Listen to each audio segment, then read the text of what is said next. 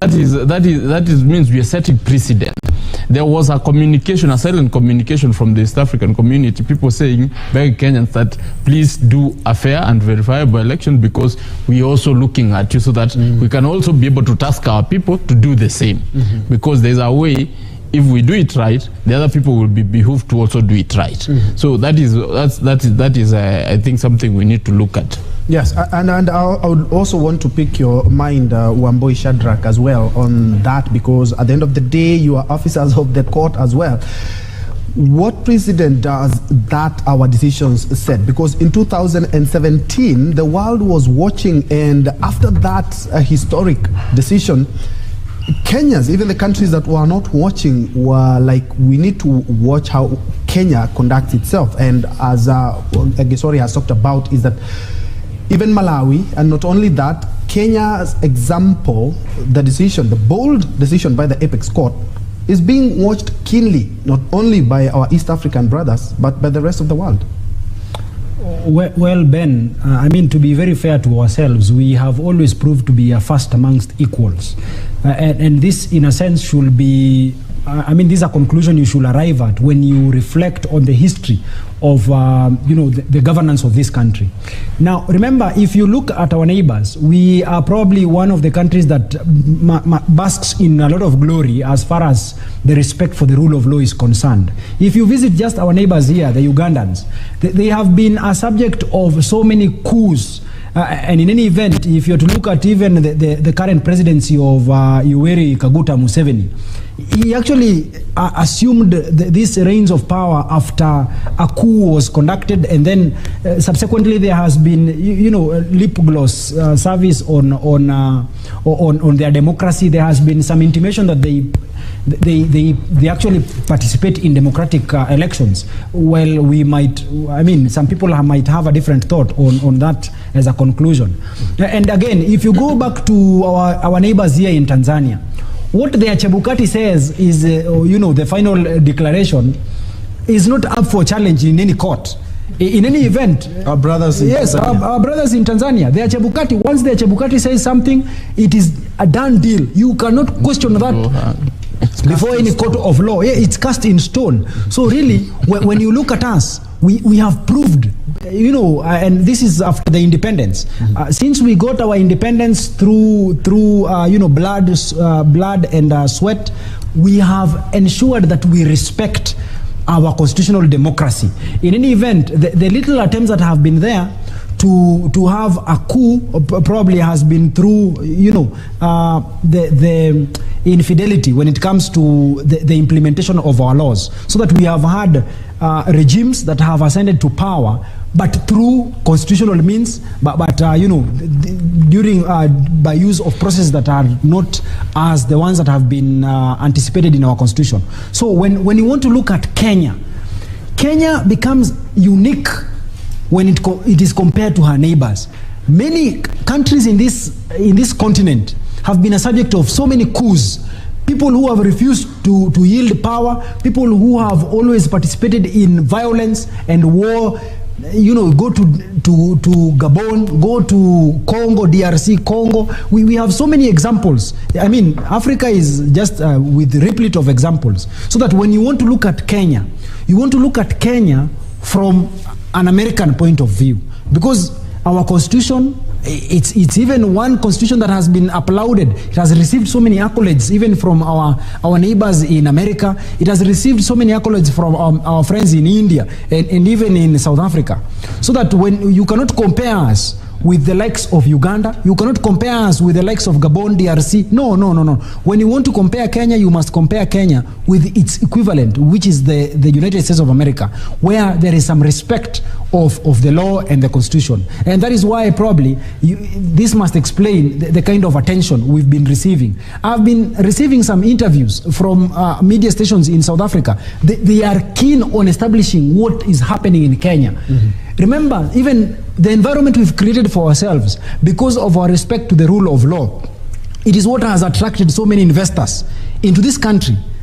So many people actually flourish in their countries.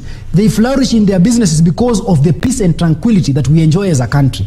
or as a people. That is why we have so many South Africans investing in Kenya. We have so many, Chinese coming to invest in Kenya. We have so many people from Japan investing in Kenya. We have Americans who are investing in Kenya, and that is why they're even, scaring some of their people. You should not be in Kondele, you should not be in Kisumu, you should not be, because of, they know too well. Because of their interest as well. Yes, they know too well that they have invested so much in this country, and that is why what we do, our business is part of their businesses. And as you well put it, when we sneeze, they all get a cold. Yes. And I'll throw this on the other side. I will be coming to you, Wakili, on the Kenyan foreign policy, bearing in mind that, or judging by what has transpired in the last couple of years, just shows how strong our foreign policy is. I'm saying this because looking at the organizations that we've been able to head, IGAD, AU, East Africa Community, and also the non-permanent seat at the UN Security Council, just underscores how strong our foreign policy is, and all eyes are on this judgment. Bearing in mind that we even have judges, retired judges from other countries who are just seated there and watching, and of course they're going to write a report on how they have seen how the whole exercise has been. And as Kenyans, we also have another chance to cement ourselves in the annals of history in regards to how we conduct ourselves in this, not only in the judgment, but post-judgment. Maina. Oh, yes. The significance of Kenya to the global community can never be enough because in the colonial times we were said to be the gateway of the continent and East African region. Indeed, if you look at the various unprecedented verdicts that we have made in the Supreme Court for the last 3 presidential elections, is actually a testament of what have actually been adopted by other democracies in Africa. And indeed, I've seen international media houses from advanced democracy complementing this particular electoral process in our country. I saw last night I was reading an article from the New York Times. I saw Washington Post also writing an article in regards to the whole process.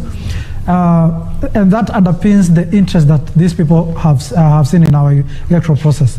That actually shows that our democracy has really grown. I saw them actually comparing the insurrection of 2020 on Capitol in the U.S. Capitol, where there was the conservatives trying to dispute the elections through the unorthodox means, and they were comparing the experience then with how Kenya is handling its electoral outcomes. That is in 2017 and also 2022.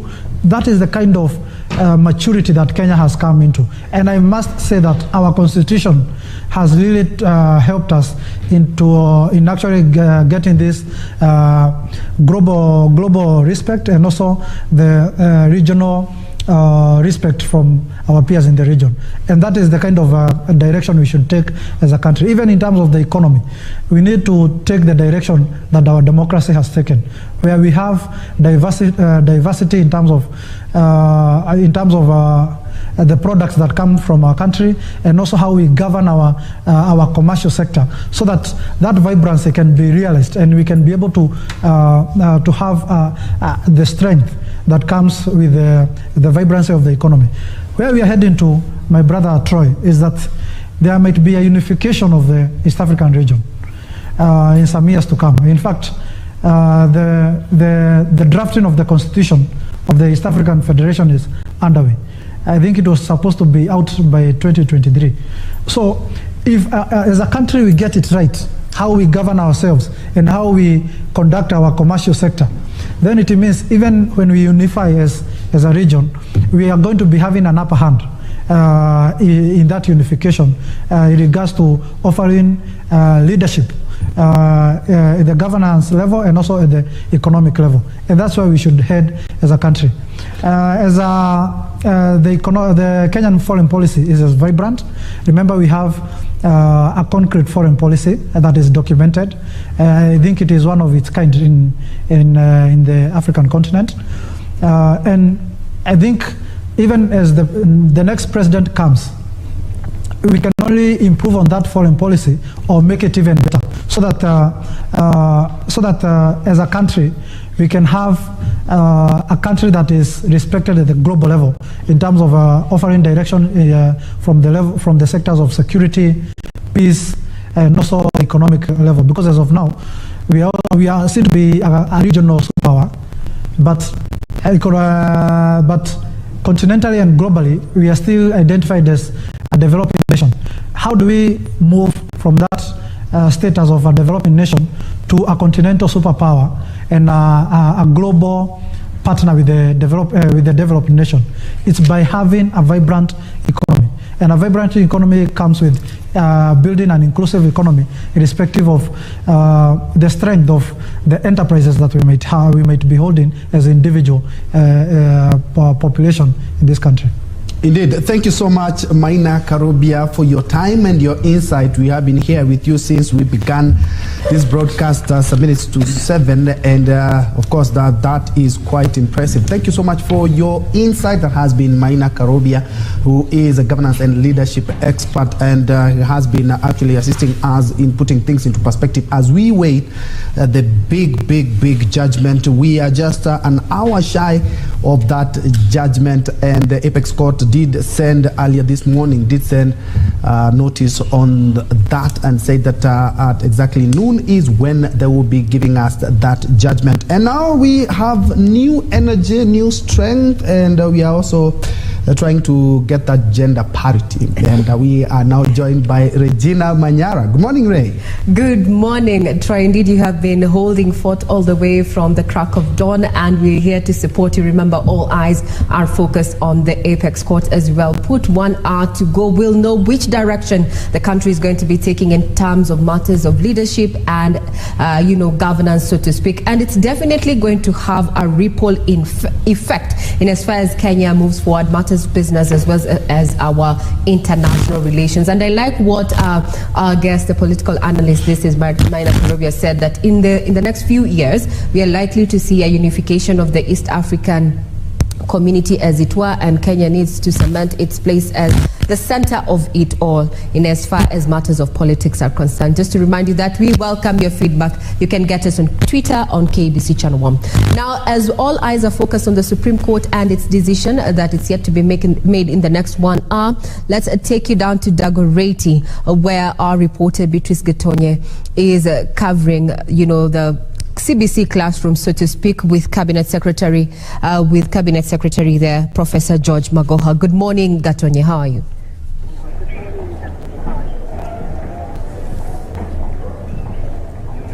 Thank you very much, Regina Manyara and Ben Troy in studio. I'm coming to you live from Dagoretti High School, where Professor George Magoha was here, the Education Cabinet Secretary. He was here to open 2 classrooms. As we all know, the CBC transition is happening next year, and grade 6 learners are expected to join junior secondary. And the CS has been busy running up and down, ensuring that the classrooms that had not been built are actually being built. And he says by Friday, the 20,000 classrooms will be ready, both in public and private schools, ready for learners come next year. He says the next government that will be coming in will find all systems go in terms of the CBC transition. And he says, as we know, in a few hours, the country is awaiting the Supreme Court verdict. CS Magoha says, however the outcome goes, or whatever the decision will be, he doesn't see it affecting the school calendar. And he further says that in case the political players decide to extend their time, there will be more consultation on how the education sector will continue operating. But he says he doesn't foresee any major challenges in terms of the students and pupils going on with their studies. He says the school calendar come next year, it gets back to normal. As we all know, due to COVID-19, the school calendar was a bit affected, and in 2023 is expected to normalize. And he says he doesn't see any major challenge in terms of the verdict that will be given today affecting those plans. Otherwise, the CS, as we all know, he's been running up and down ensuring that the learners, especially the grade 6 who will be transitioning next year, will find all the classrooms ready. Here at Dagoretti High School, the students are going on with their studies. They are in class, and as you can see behind me, it's their break time. I think they're going for a cup of tea, and with the Supreme Court verdict being awaited, the schools are going on and the studies are going on. And earlier on, we were at a secondary school just here in Dagoretti, and the students are in class, calm and studying. So that's what I can say as of now from the CS Magoha, and even as the country awaits for the Supreme Court verdict. Back to you in studio, Regina. Yes, thank you very much, Gatonya, for that update in regard to where we are when we talk about transiting into the CBC, that is a competency-based curriculum, their way of learning. What we know is that the tests that are going to be rolled down under CBC will entail a balance between formative and summative assessment. So in layman term, it means that students have technically already sat for the school-based assessment in grade 4 and 5 and are now sitting the last batch of tests ahead of the December national examinations. Now, the end of primary education national assessment will be administered by the Kenya National Examination Council at the end of grade 6 with a total weight of only 40%. So this is ongoing, and there's been a lot of talk in regard to what Cabinet Secretary of Education in charge of education there, that is Professor George Magoha, has been doing for the last few weeks, and especially a day when it seems that operations are half and half as Kenyans expect that particular ruling to be made in an hour. So he's been crisscrossing the country, ensuring that at least the 1.25 million students that are expected to be taking the exams as of December this year get to do so in a new infrastructure. Well, we'll be speaking that as we continue just looking at what we expect ahead of the Apex Court ruling that is set for noon this afternoon. Now, O'Brien, take it away. Just give us a quick summation of what key issues the 7 judges are going to be looking at this afternoon, or rather have been looking at. Well, thank you, Regina Manyara. Actually, in the morning, we looked at the 9 issues that were presented before the Apex Court that they are supposed to use to determine their judgment. And of course, we went through them, quite lengthy. Last week, we saw the presentation by various legal counsels representing Azimio Kwanza, Kenya Kwanza and Azimio la Umoja. And of course, now today, we expect now the Apex Court to give us a verdict on what they have agreed or what is the way forward. And of course, the countdown has started, and when I look at the clock, the 1 hour countdown is already underway. We are talking about 2 minutes have already elapsed and about 50 seconds. So the clock is still ticking, and the whole country is now waiting and watching what would definitely to hear from the Supreme Court in Milimani. Of course, as we were telling you, the security around the Milimani Law Court has been beefed up with restricted movements for both vehicles as well as human beings. And so that is a sign that it's all systems go there. We have our reporters there who are on the ground, of course, tracking the happenings, not only here in Nairobi, but we also have our team in Nyeri, in Uasin Gishu, in Kisumu. We have just seen our reporter there, Simon Achola, giving us an update. We have also seen our reporter in Uasin Gishu, as well as Kirinyaga and Nyeri. They are tracking the happenings there so that we can get to understand the reactions from the residents of these areas. And the reason why the 4 areas are critical. Remember, Kisumu is the stronghold is actually seen as a stronghold for Azimio la Umoja presidential candidate, that is Raila Odinga. While in Gishugu constituency, that is in Kirinyaga County, that is where the home of his running mate, Martha Karua. And in Nyeri, we have the Kenya Kwanza running mate, Mr. Gachagua, that is where he hails from. And in Uasin Gishu, the Sugoi, in Sugoi, that is where we have the Kenya Kwanza presidential candidate, William Ruto, the president-elect, he hails from there. So those areas are very critical. And of course, our reporters are there so that they can give us an update on how the people will react to the Supreme Court verdict. But I want to take you through the 7-judge bench and try to help you understand who are they, and what is their background, so that you can clearly understand who they are, even as they make that very much awaited decision. And so we start off with the president of the Supreme Court of Kenya, that is Chief Justice Martha Koome. She was born in 1960 in Kithiu village of Meru district. Back then we used to have districts, we never used to have counties. That was in the 1960. That was 3 years before we achieved or we attained our independence or self-rule from the British. And so in 1986, that is about he graduated with a Bachelor's of Law from the University of Nairobi, and in 1987 he was admitted to the bar to be an advocate of the High Court after going through the Kenya School of Law, which is mandatory for any lawyer practicing in Kenya. And in 2010, she graduated with a Master's of Laws in Public International Law from the University of London. And why this day is very critical, remember, this is the day that Kenya promulgated its constitution, and she was a member, or she played a critical role in ensuring that this constitution was delivered in 2010. In 1988, she began her legal career as an associate of Madenge and Mushemi advocates here in Nairobi. And in 1993, she started her own law firm, that is Martha Koome and Company Advocates, and she became a managing partner in 2003. She was going to serve that position for another 10 years, and from 1993 to 2003.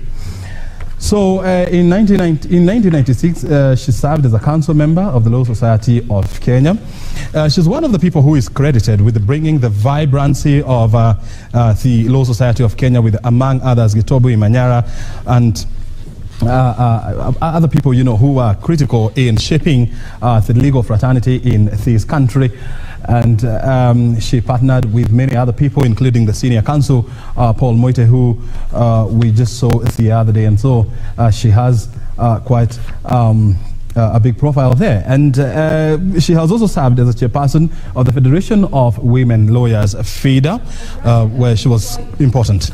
Before you continue giving us, the bios of the 7 judges there, just to point to some of the pictures of what is happening at the Supreme Court. We see various councils have already started, arriving at the Milimani. Those are just live pictures that are coming to you there. Well, as you can see, we are less than 1 hour away from the delivery of that judgment. We have tried to just do a preempt. What are we likely to see? And from our eminent panel that we have in our studio is that there are only 2 ways that this could go. It's either a nullification or the election is upheld. And we all know if it's we are looking at the upholding of that particular election, then we have 13th is the date, so to speak, for a swearing in.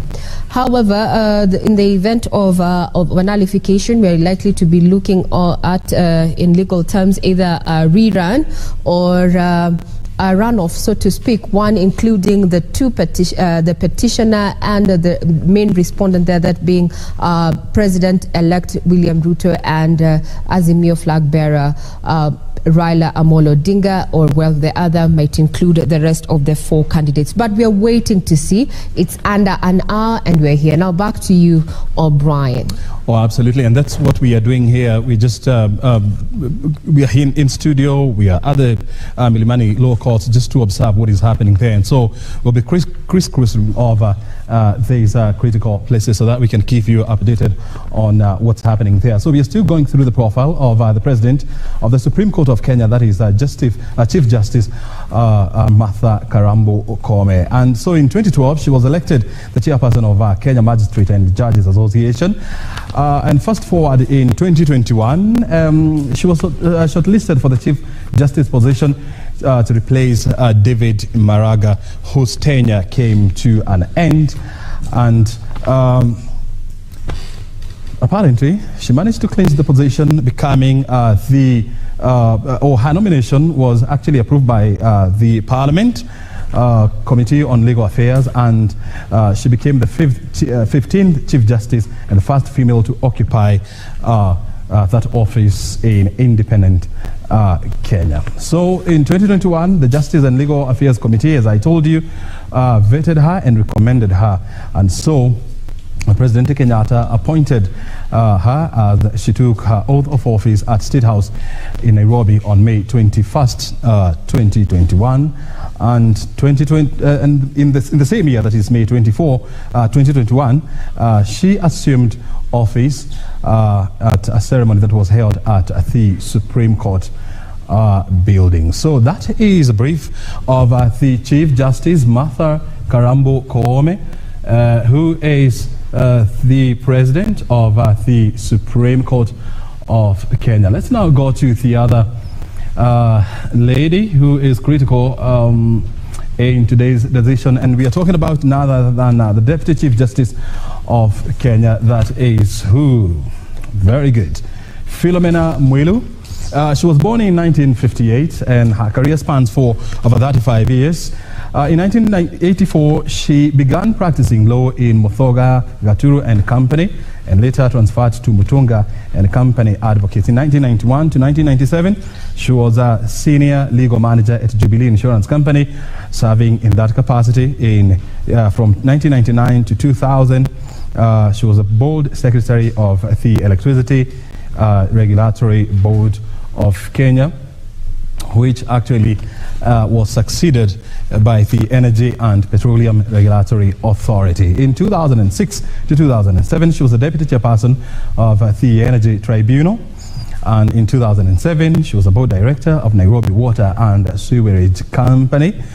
In 2008, she was appointed High Court judge, first serving in the Commercial Court Division in Nairobi, and later moved to the High Court in Eldoret. In January of 2012, she was appointed the head of the Environment and Land Division of the High Court. In October 2016, she was shortlisted for the position of Deputy Chief Justice of Kenya after the holder of the position, Justice Kalpana Rawal, attained retirement age of 70 years. Justice Mwilu emerged tops in the interviews, and the Judicial Services Commission picked her to hold the office of the Deputy Chief Justice. In 2017, she was part of the 7-judge Supreme Court bench that had and determined the 2017 presidential election, which was headed by Justice David Maraga, who retired. And of course, the court nullified President Uhuru Kenyatta's re-election and ordered for a rerun.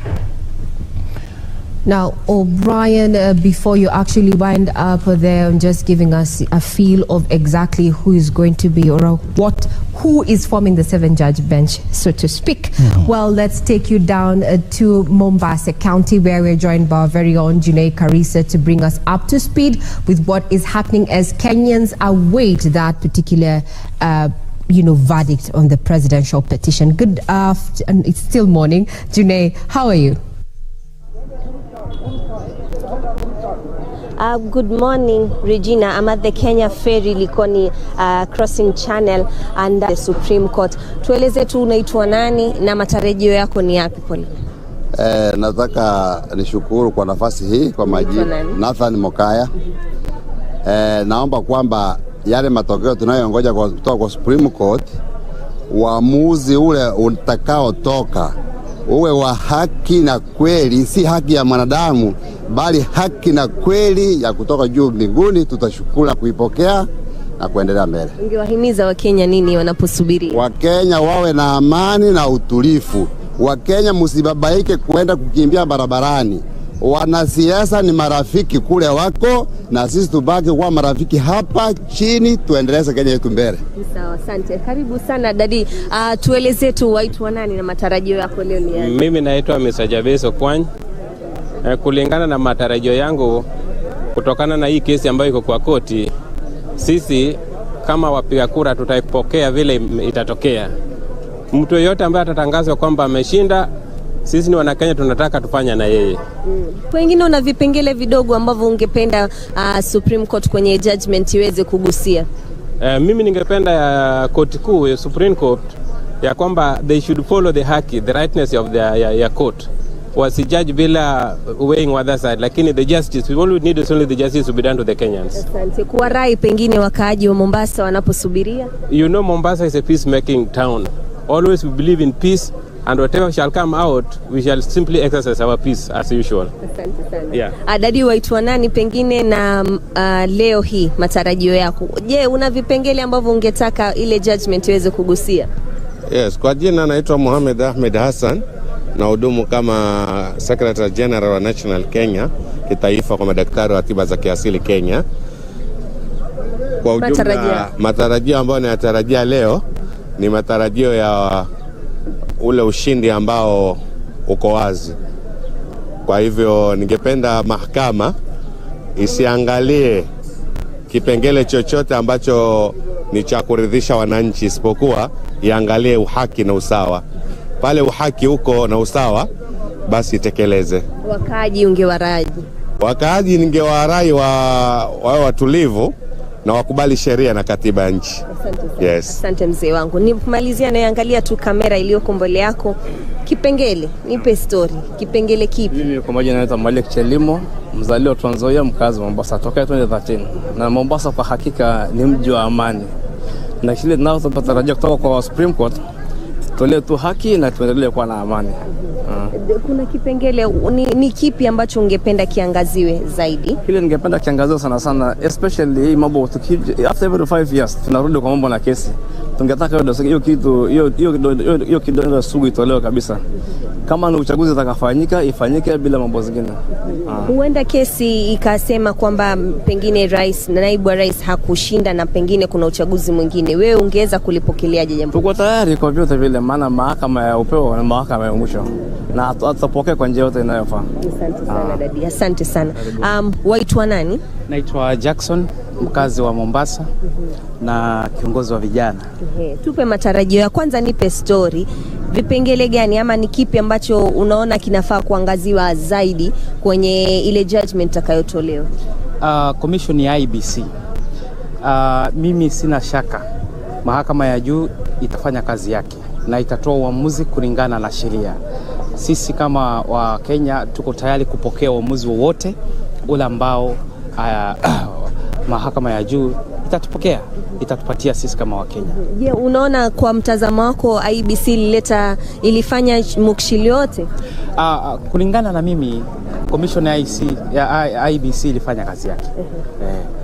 Sasa hizi zingine mimi naona ni kama ni commission tu ilifanya kazi yake kama vile commission yote ile inafanya kazi. Ndurusu wa mwisho, Dadi, waitwa nani? Na kuona na mzigo kweli, pole kwa kuchoka, jua ni kali kweli. Naomba uangalie kamera tu iliyoko mbele yako. Waitwa nani na leo watarajia vipi mambo na Supreme Court? Mimi naitwa Paul Akelo Barasa, na matarajio yangu katika Supreme Court na tarajia ile uamuzi wa court ndio mimi nitafuata, kwa sababu sisi hapa nje tulimaliza. Imebaki mambo ya court. Supreme Court ikitoa uamuzi, sisi kama wananchi tufuate. tusije tukawatoa fujo, kwa sababu hali ya Kenya ni hali ngumu dada. Himizo lako la amani pengine kwa wakaaji wanaposubiri hiyo judgment saa 6 kamili? Mimi naomba wananchi wenzangu wawe wapole, kwa sababu hali ya Kenya yetu imeharibika. Sisi tusije tukatoa uamuzi ubaya na ile hali koti imemaliza. Asante sana. Hayo tu dadi, pengine unamalizia wito wako? Mimi nakubaliana na huyu mwenzangu, nataka iwe uchaguzi hiyo uamuzi iwe ya watu wana imani wa amani na wakubali uamuzi utakayotokea. Pande huu ama pande wale wataambiwa ni wao, mwingine akubali matokeo. Asante dadi kwa kutuongelesha. Hayo tu ni matamshi tu ya wakaaji wa hapa katika kaunti ya Mombasa. Their clarion call still remains peace for most of the residents of Mombasa. So we have been just walking over, just getting a feel of how the business community is looking like here in Mombasa County. Most businesses have opened, give it like 80% of the businesses in Mombasa have reopened and are waiting, of course, how the day unfolds when it comes to that verdict. And life is as normal as it can be. The normalcy here is being experienced as normal as it can be, and they're just waiting, and hopefully that most of the judgment that will be delivered will be in their favor. This is a cosmopolitan town. It has been perceived as an ODM stronghold. However, we have seen that the peace has been maintained since the August 9th general election results were relayed, and we are expecting that even after today's ruling, the same peace will be upheld. So back to you in studio, Regina, as I continue to have a chit chat with the residents of Mombasa. Thank you very much, Junaid, there, just giving us a brief in regard to what is happening down in County 001. The Kenyans even imploring on their brothers and sisters to continue maintaining peace, a peace that we have witnessed since August 15th there, when we had Wafula Chebukati, the IBC chair, actually pronounce, or rather make the declaration that made that William Samoei Ruto is president-elect. Now we cross over to County 027 in Uasin Gishu, precisely Eldoret, where you can see on our screens there, that's our reporter Timothy Kipnusu, who is ready to bring us up to speed with what is happening in Eldoret. Good morning, Timothy. How are things down in Eldoret?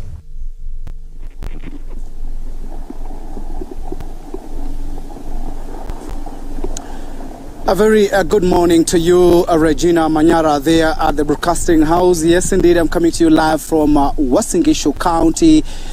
This is the home county of the Deputy President, the President-elect William Samoei Arap Ruto, and we have been traversing a number of places here in Eldoret, and generally the area is calm, but a number of residents are waiting with bated breath to understand what will be the verdict from the judge bench. Remember that 349,863 residents of Uasin Gishu went to the ballot to elect their leaders, and William Samoei Arap Ruto garnered 272,868 votes, with his closest competitor Raila Amolo Odinga getting 76,009 votes among the 506,138 registered voters from Uasin Gishu County. And generally, they are just waiting to get to understand what will be the verdict. A number of them say that whatever the judgment that will be given by the IBC,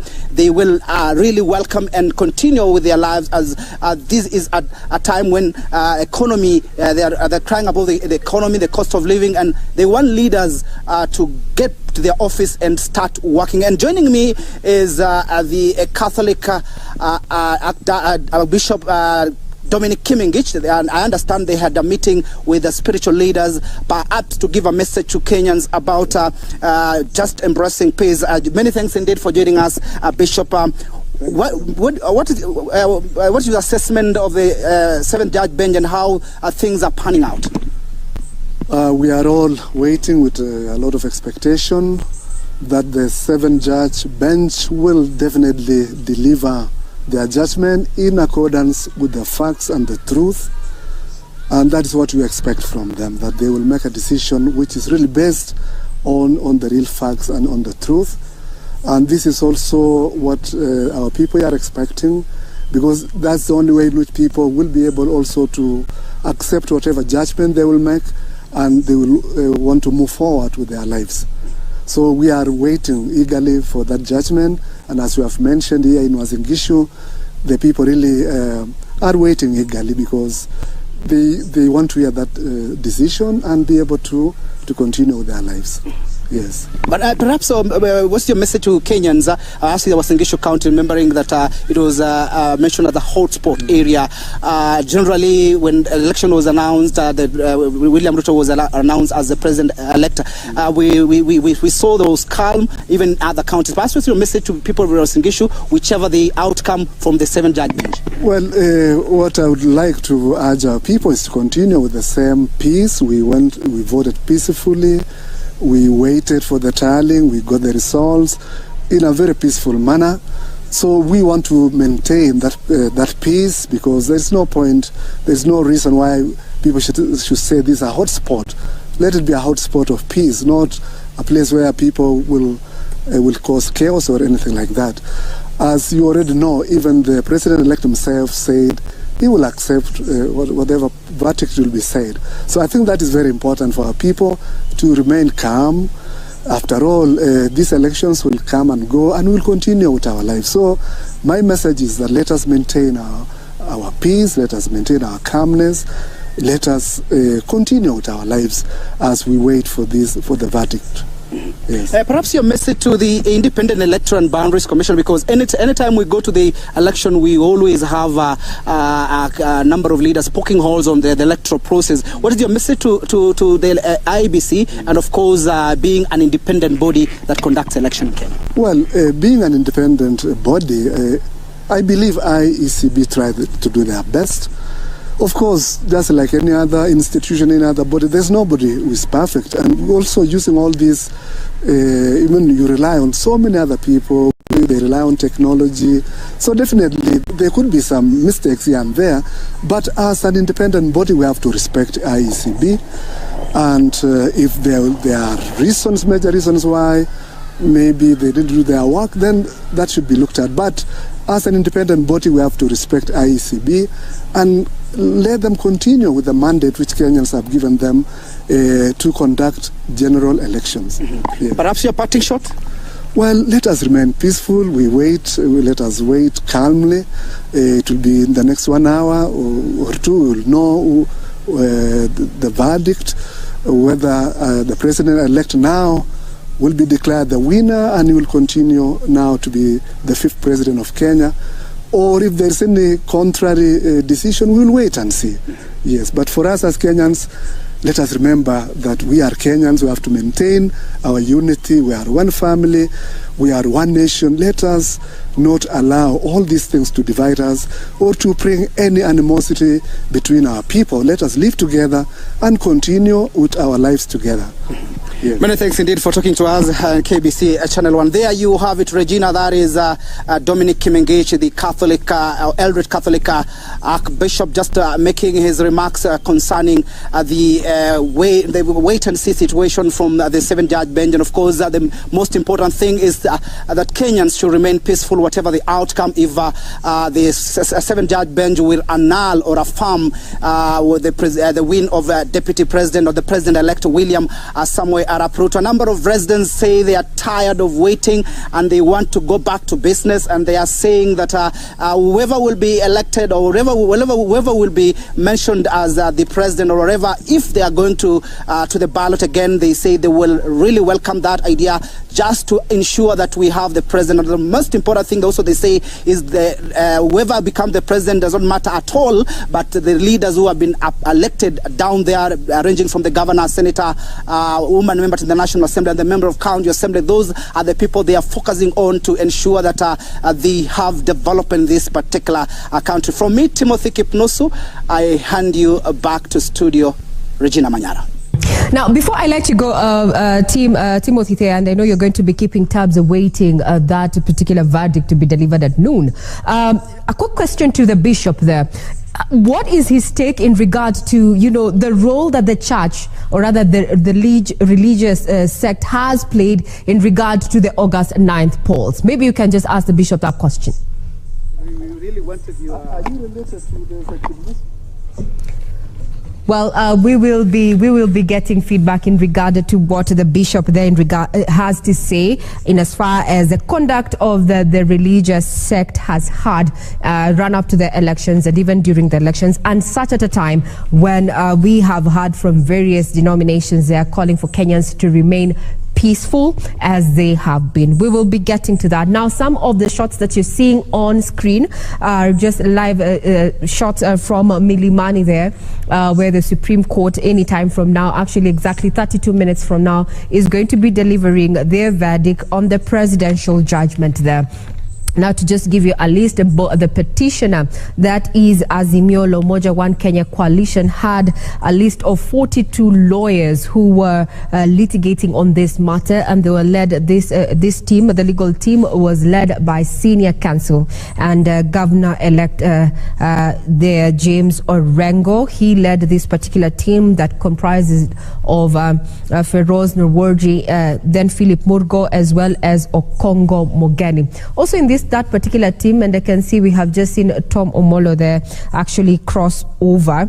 This is part of the Azimio legal team. There are 42 lawyers there contracted for this particular matter. Under the case management team, we had lawyer Paul Mwangi, we had Jackson Awele, Julie Soweto, Velma Mauri, Professor Shihanya, Fred Orego, Dan Manzo, as well as Tom Masharia there. Just some a slide past there. We saw that is Dan Manzo there, who just crossed there in that particular screen. That is just some of the Azimio team of lawyers there. And as far as the Kenya Kwanza team is concerned, they contracted 54 lawyers in this particular petition, and they were led by senior counsel Fred Ngatia, leading a team of 4 first. That is Kyoko Kilukumi, we had Kirago Githenji, and Professor Kithure Kindiki. Also, a part of the team, in as far as the case management aspect is concerned, included prominent counsels like Katwa Kigen. This particular team by Kenya Kwanza also featured ICT professionals there. Just to look at, the 50, we had Raymond Bet, Edmond Kiprotich, Geoffrey Rono there, Geoffrey Koech, Duncan Kichamu, who is a statistician. And as we have seen in the dailies even that we have captured, that have been captured, and the headlines there is that it's been an issue around ICT based, the process vis-a-vis the tally, and ICT has been adversely mentioned. What you're seeing is, I think, the team from the Kenya Kwanza team there, as well as Gideon Wegai there, former AG there, walking in with a team of counsels there. And that particular had made some light moments, and we began this particular petition there. And those are some of the color that we saw as we continued the coverage of the Supreme battle there, so to speak. Either way, in the next 29 minutes, we are seeing Wajakoya there, with his durag also joining in. You can see this, we are 29 minutes to go, and we are likely to know which way the axle is going to land in as far as the presidential petition 2022 is concerned. I would want to quote some legal counsels there, what they have had to say in regard to, how confident they are of a supreme victory. And I want to quote Mahat Somane. And he has been, very key in representing the IEBC there, and says there were no foreigners and no form displayed on the IEBC portal that was not the original, which includes security features. There's been conversation. What has been put on the IEBC portal? Is it a factual? Is it not? Is it a fake? And as by the end of Friday, we had several, hashtags trending on Twitter there, at least so to speak, about Jose Camago there, who apparently was a name that was adversely mentioned during that particular petition. I'd also want to quote George Morogo, who said that IEBC chairman has made considerations of his staff who are facing arrests and intimidation and decided not to wait another day. This was a question in which IEBC chair Wafula Chebukati found himself the crook, so to speak, in regard to the challenge in the manner in which he made the declaration after the August 9th polls. Now, Zerhabu Johan Mohammed said the constitution talks about the commission, not the commissioners or the chairperson. He cannot be equal than others. That's a question in regard to matters of the IEBC and way forward. And we have our guests here who have been chipping in and giving their views in regard which way forward as far as IEBC is concerned. And I'm talking about constitutional lawyer Shadrack Wamboi as well as Gibson Gesore there. The question of IEBC, is this where we draw the line? Are we going to change in as far as the electoral law is concerned?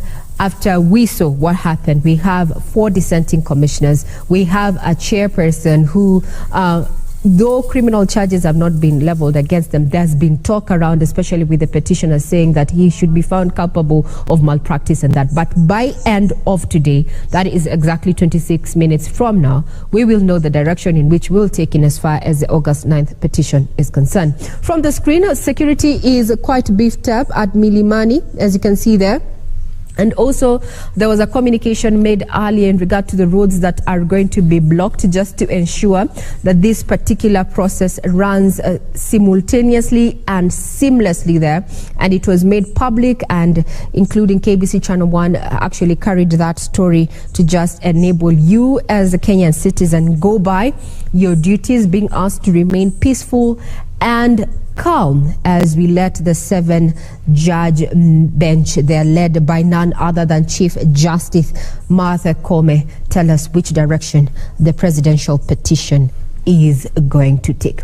And just to bring back this conversation back to studio, and I'd want to engage our 2 guests here just as we wait to see if there's any activity that we are likely to see from the screens that you're seeing. First one, we showed you that this was a security, the Supreme Court, where is going to be has been sitting for the last 14 days or so, pre-trial, deciding what key issues are going to be decided. They settled on the 8th, and now there are only 2 options. It's either a nullification or a validation, upholding the elections as well. And each have ramifications in as far as leadership and governance of this country is concerned. What you're seeing is that it's down to 24 minutes before we have the Supreme Court session on, where we're waiting to have that verdict given there.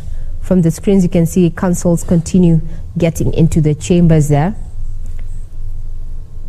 This was quite a petition, so to speak, each side not taking any chances there with first petition and second petitioner there hiring at least 42 lawyers led by senior counsel James Orengo there, while on the other side one of the respondents, that is Kenya Kwanza there, engaged 54 lawyers led by senior counsel Fred Ngatia there. And we have been treated to quite legal matters, so to speak, having to learn a little bit of legalese during this time. Now I want to bring back the conversation, but we'll continue keeping tabs on what is happening there at the Supreme Court, and also looking at the security within the CBD. What our reporters on ground have shown right now is that it's business as usual, though a majority of Kenyans are not within the central business district. A majority of them, I am guessing, they're either home just waiting to see what is going to happen after noon or at noon. Now, Gibson Gesore as well as Shadrack Wamboi, I'd want to pick your brains in regard to what is in your opinion, let's start off with you, Gibson Gesore. What is your opinion of how the media has carried itself during the coverage of the August polls up to now as we speak? Do you think we have done a fine job in comparison, especially to 2007, 2008, and 2017? Gesore, let's start off with you. Thank you so much, Regina. That's a very interesting question. The media has really done a good job. In a sense that They have been part of the partnership in this electoral process, trying to bring the nitty-gritties or the information as it comes from the IBC or wherever it's happening. And that is something we need to actually shine light upon and say that people have spent tireless, quite a big amount of time trying to cover the election. I remember you were at Bomas, you never slept, you were telling me how tedious it was. It means that's a sacrifice you gave so that we could get the news of what was happening from the tallying center. And there were several journalists across the country, both local and international, who really burned their midnight oil to actually bring to Kenyans what is happening and where it's happening from. And looking at that sense of patriotism, that sense of being alive to duty is something which we need to commend you for. And we ask that you don't look back on that, because we really count on you so that we can be able to know or hold the government accountable, IBC accountable, and actually for news. Those are very important aspects, because once you have that, they say information is power, and you actually relay that in the best way possible. Thank you for that vote of confidence. Before I hand over to Shadrack Wambui to give us his thoughts in regards to media coverage of the election to now, what you're seeing on screen is that this is the inside of the Supreme Court, the makeshift court area from Milimani, where we are expecting any minute from now. It is down to 21 minutes to noon there. We're expecting that the 7-judge bench led by Martha Koome there, this Chief Justice Martha Koome, is going to be sitting and will be delivering its verdict in regard to the August presidential petition there. What you're seeing on your screen, we're seeing some counsels there from the Kenya Kwanza team. We're seeing Professor Kithure Kindiki there, as well as IBC lawyer Mahamat Somane there, who's been very vocal in defending the IEBC, saying that there were all the forms that were displayed by the IBC portals were all original there. Also further on, I think I can see a lawyer there, Paul Mwangi, I'm not too sure, but we are going to be keeping tabs on that. And as you can see, we are seeing more councils just access the hall in which we are waiting to see, or rather where the verdict is going to be delivered from. Remember, this is the Supreme Court, the apex court of the land, and the decision that is going to be rendered in there is going to be final. And also some light moments there. You see Professor Wajakoya there. George Wajakoya is among counsels who are at the Supreme Court there, and he was among the candidates eyeing the top seat in this August polls there under the Roots Party. But with the numbers there, he failed to clinch that. But we will get to know if at all the Supreme Court decides that this to uphold this election, will say that he failed to clinch the requisite votes that were required to declare him the president, so to speak. We are waiting to see, given the constitutional timelines. Actually, with the 7-judge bench sitting at noon to deliver that particular judgment. If you go back to the time, you go back in time, as per the constitution, we are looking at around 7 days, so to speak, 14 days there. So they're exactly 2 hours before the 2 p.m. deadline. Now, Shadrack Wambui, who is a constitutional lawyer, what is your take in regard to the coverage that the media has given the August polls, pre and up to date as we are? Well, to be fair to the media, I think on an average of 10, I will give the media 7, so that it also gives the media some room for improvement. but as far as timely reporting is concerned, I think the media has done a splendid job. It has done a splendid job as regards a balanced, reporting of issues when it comes to, matters as they are happening. But I think one thing that probably is something that we should look forward to. It's investigative journalism, so that there has been some concerns. There has been some issues about, we begin with the stalemate that we experienced between the commissioners. Perhaps we will have relied even more from the media to establish really what was the problem is what Chebukati has been saying really the truth, or is there something more than what is meeting the eye? So probably I think going over and above what has been quite apparent. I think the media has in the previous past told us or taught us so many things from the use of their cameras. But I think moving forward, there is always some room for improvement in everything that we do. Even with the splendid job that you people have done, the future is still ripe for exploiting other avenues or other opportunities. We need to establish so many things other than what we've been seeing just on TV.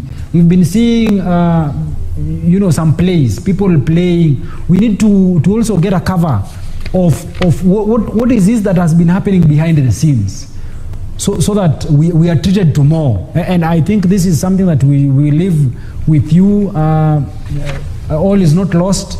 There is still an opportunity where you can tell us probably, or give us a panoramic view of what has been transpiring behind the scenes that we have not seen so far. Now, that is those are your views in regard to, how the local media has covered the August polls up to this point. Maybe as I want to rope in my colleague Ben Troy in regard to, what we're expecting in the next 16 minutes or so. How does it compare when it comes to coverage of elections between the local media vis-a-vis the international media? Because there's a conversation that is currently ongoing online that there's a lot of anticipation, and it's all not good. It's actually negative, portrayal of Kenya and this particular situation we find ourselves by a section of international media outlets. Indeed. And Ray, let me pick it from where you started out when you talked about how the media has carried itself through all the electoral process and through the petition itself. Yeah. And you bear me witness that a lot of Kenyans talked about media letting Kenyans down the day that we started tallying the results.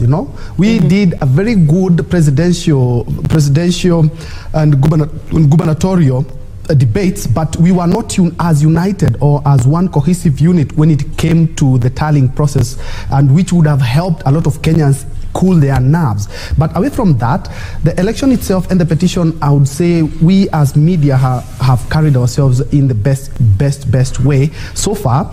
In the great words of Wakili here, is that we still have some room to improve as based to how we cover and how we write our report. Because looking at what we see the same thing, but at the end of the day, when we go down to write our story, sometimes you find some discrepancies here and there. That said, the media also will be keen, and Kenyans will be keen to see how after this we do carry ourselves, because at the end of the day, you have had America talk about it, many countries, but they have to rely on the media, because if we don't show it, if we don't write it, if we don't present it out there, no one will know exactly what is happening in the country. And still on the same, and I think this is something that we can have a discussion on, an interesting read written by a journalist talking about the presidential petition. Raila Odinga has been a perennial petitioner when it comes to this, and that person is arguing no matter how this goes, either his way or not, he will be credited in fighting the fight and actually trying to solidify our democracy. I don't know how Wakili Gisore you view this, but at the end of the day, despite his hits and misses, because he's had some wins and some losses as well, is that he has enabled Kenya to be a democratic country, and also single out some of the things. Because in 2017, what the Apex Court talked about are some of the things that we have been able to implement in our 2022 politics. And at the end of the day, win or lose, he still be credited in solidifying our democracy. Sorry. I think, Ben Troy, it's I want to thank you for raising that issue about Raila Amolo Odinga. Raila Amolo Odinga is one person who has serious temerity for democracy, if I might say that, because look at the man, look at his journey. This man has been in prison, came out, fought for the 1992 liberation, That succeeded. We appealed Section 2A and then turns back and joins Moi's government, and then turns to throw Moi's government out, or his choice, so giving rise to another liberation, whereby we had change of power. Then fast forward, we come to the 2005 referendum, where he had to actually leave government and champion our cause towards liberating Kenyans through a new constitution, which had dragged on for too long. So we saw his hand in all this process. We saw it in 2007 when the election went sideways. He was able and willing to share the government, as opposed to contrary views, which were telling him you shouldn't share anything, you won. If he was somebody bad, he could not have reneged on that. He actually stands out as a statesman and says, Kenya first. I choose Kenya. I fought for this because I love Kenya, because I want to see a better Kenya. So if sharing the government with Moi Kibaki is something which is going to give us prosperity, is what I will do. And that happened. We ended up having the 2010 constitution, which is very robust, which we are enjoying. He has actually even gone in to bolster that particular constitution by going to court severally to test the limits, to actually be able to portray that this constitution has got to be tested to every end so that we can be able to have a better country. In 2013, he was in court. He lost, and I said, okay, we will obey. We will obey. Come 2017, he actually succeeded. He succeeded in the petition, and he ended up joining government, or having a handshake for purposes of Kenya. For purposes of Kenya, he did an handshake for continuity, because the economy has not been doing well for the longest time. So for purposes of Kenya, he actually was able to do an handshake. And then he's again in 2022 in court. If we can quote him today, he said, it's not about me. It's about fostering democracy, which is if there is anything we can credit the man, is that he's a democratic Kenyan, and he's actually a person who is out for the good of Kenya. And that in itself embodies a man who has done much more than any other president, because nobody has been able, amongst the presidents who have led Kenya, you've not seen anybody stand strongly for Kenya. Some of them have been elected, but I'm sorry to say, nobody has been able to be for Kenyans. Raila represents the common man and the interests of the people. They have done their bit in terms of developing the economy, or trying to do their single political issues around leadership, but in a uniform scale, I think if you get to put them on a weighing scale, I think he really weighs way much more than any other president in terms of fostering democracy. Now, Gisore, thank you for that in regard to, how we have covered. And we have seen quite sensational headlines, as you've said there, but we need to remain factual. As your colleague there has given us a 7 out of 10, giving us room for improvement. Indeed, we will work on that. But now let's find out what is happening within the Central Business District. Statistics indicate that 85% of workstations are domiciled within the CBD. Now, being September the 5th, we are joined by Hibak Sayed from CANCOM there. We can say it's the center of CBD, to just bring us up to speed with what is happening as Kenyans await that particular ruling. Hibak, hi. How are things from CANCOM? Thank you, Regina Manyara. We are at the Central Business District, and we're just trying to gauge what exactly is happening, especially here at the capital of Kenya, Nairobi City. We have a few people, a few businessmen, boda riders, who are just trying to get their daily means as we wait for the Supreme Court ruling. A few minutes to 12. If we could just have your opinion, sir, on what exactly you've seen. The Supreme Court is about to give a very important judgment today. Unaona vipi biashara yako imekuwa vipi na umeonaje town iko leo? Let me start by saying that my name is Dudhiman. I'm the CEO of Dudhiman Show, and I'm so much glad and happy to have this opportunity with you guys. God bless you so much for doing an amazing job. Now, let me start by saying that we are okay in town, we are operating, we are doing something so amazing. And to make the matters worse, our border riders here in business CBD are doing quite excellent job. I have a good friend of mine who is the national coordinator for Boda Boda Riders here in Nairobi, and we are happy. For it, we are happy. So we are waiting to see. We doesn't know what is going to happen. We doesn't know what Kome is going to say, but we are happy because my brother is your brother, your sister is my brother. We doesn't want to know the ethnicity, we doesn't want to know where you come from, your sister, your brother, but we live like brothers and sisters. Despite having anything or doesn't have anything, we share the little that we have.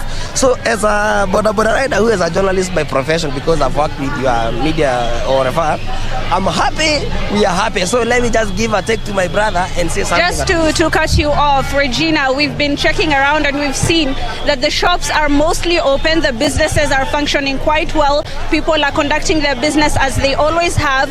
As you can see, we're at Kencom, and most of the matatus are carrying people just as they always do. People are waiting, yes, for the ruling by the Supreme Court, but people are going about their business here in Nairobi City. If maybe we could have the opinion of a Kenyan, unaonaje kuhusu hii Supreme Court ruling? Unaonaje, nini unatarajia? Okay, kwa majina ni Victor Chiteri from Kibra. Yenye ningependa tu kusema ni those results of the CJ has announced the results. Let us take as normal so that we can continue with our normal work, so that people can continue with their normal business. Thank you. Well, I'm going to have to give it back to you, Regina. We're still going to be traversing Nairobi City, and maybe we'll go to another street within the Central Business District and to just see what exactly happens as the day progresses and as the judgment comes. Back to you in studio, Regina.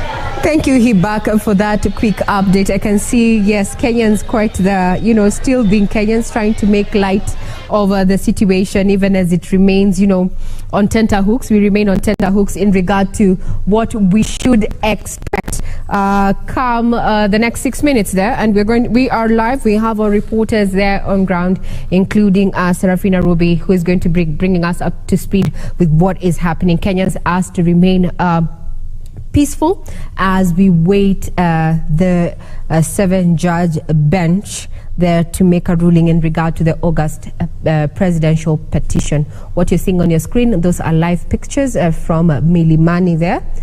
We have seen various councils have arrived. We have Kithure Kindiki there, who is part of the Kenya Kwanza legal team. There is Katwa Kigen just crossing your screen there. Further ahead there, we are also having other councils who are either have been representing the respondents or the petitioners there, all looking calm. At the end of the day, we have there has to be peace and justice going forward. We are all brothers and sisters there. Now, I'd want to hand it over, rather take it back to you, Troy, there. We were talking about the performance and the conduct of the media during the election, and even at the point where we are right now, focusing on the presidential petition. And from Hibak Said's link there, you can see there's a Kenyan there who has introduced himself as Nduthi Man. And what I am actually proud of is that during this particular election, we did not have an issue of, sensation, so to speak, with the Githeri man aspect and such. We did not see this. We kept it to matters of fact. And I would want to say, let's toot our own horn as a media fraternity there. But it was a light moment to try and see that there was a gentleman behind Said Hibak there, calling guys to tell them, hey, you need to watch us. You need to watch us from KBC Channel 1. I'm live. Well, we also want to welcome your feedback. You can get us on Twitter on KBC Channel 1. But before we get to read what you have to say on Twitter and the expectations, we want to take you down to Kibra, where we're joined by my colleague Irene Mchuma Odim to bring us up to speed with how things are looking like in Kibera. Good afternoon.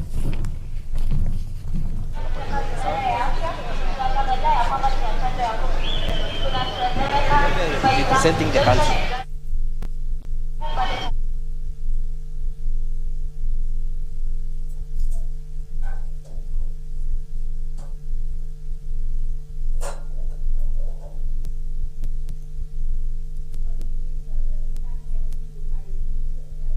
Get the sound corrected. We'll be getting back to you. We are domiciled in various parts of the country just to keep tabs on what is happening as we await the much anticipated verdict on the presidential petition. of August 2022 there. Security has been beefed up. A communication was made to Kenyans, especially who are operating within the Central Business District. Various roads were closed, including Gong Road there at the junction of NHIF there, as well as, some motorists redirected not to use the Haile Selassie Avenue there to just try and keep crowds out of Milimani there, where the 7-judge bench is going to be giving its ruling, led by Chief Justice Martha Koome. What you're seeing is security outside Milimani Law Courts there. That is a contingent of National Police as well as a General Service Unit. And inside there, we're seeing a council made up of, various, there you go, we have Soweto there. Council Soweto there. You can see how she's already there. I would want to know what's going on through the minds of the lawyers there, both for the petitioner and the various respondents there, who over the last 2 days have exuded confidence that they're going to be carrying their day, or rather their prayers are going to be carrying the day.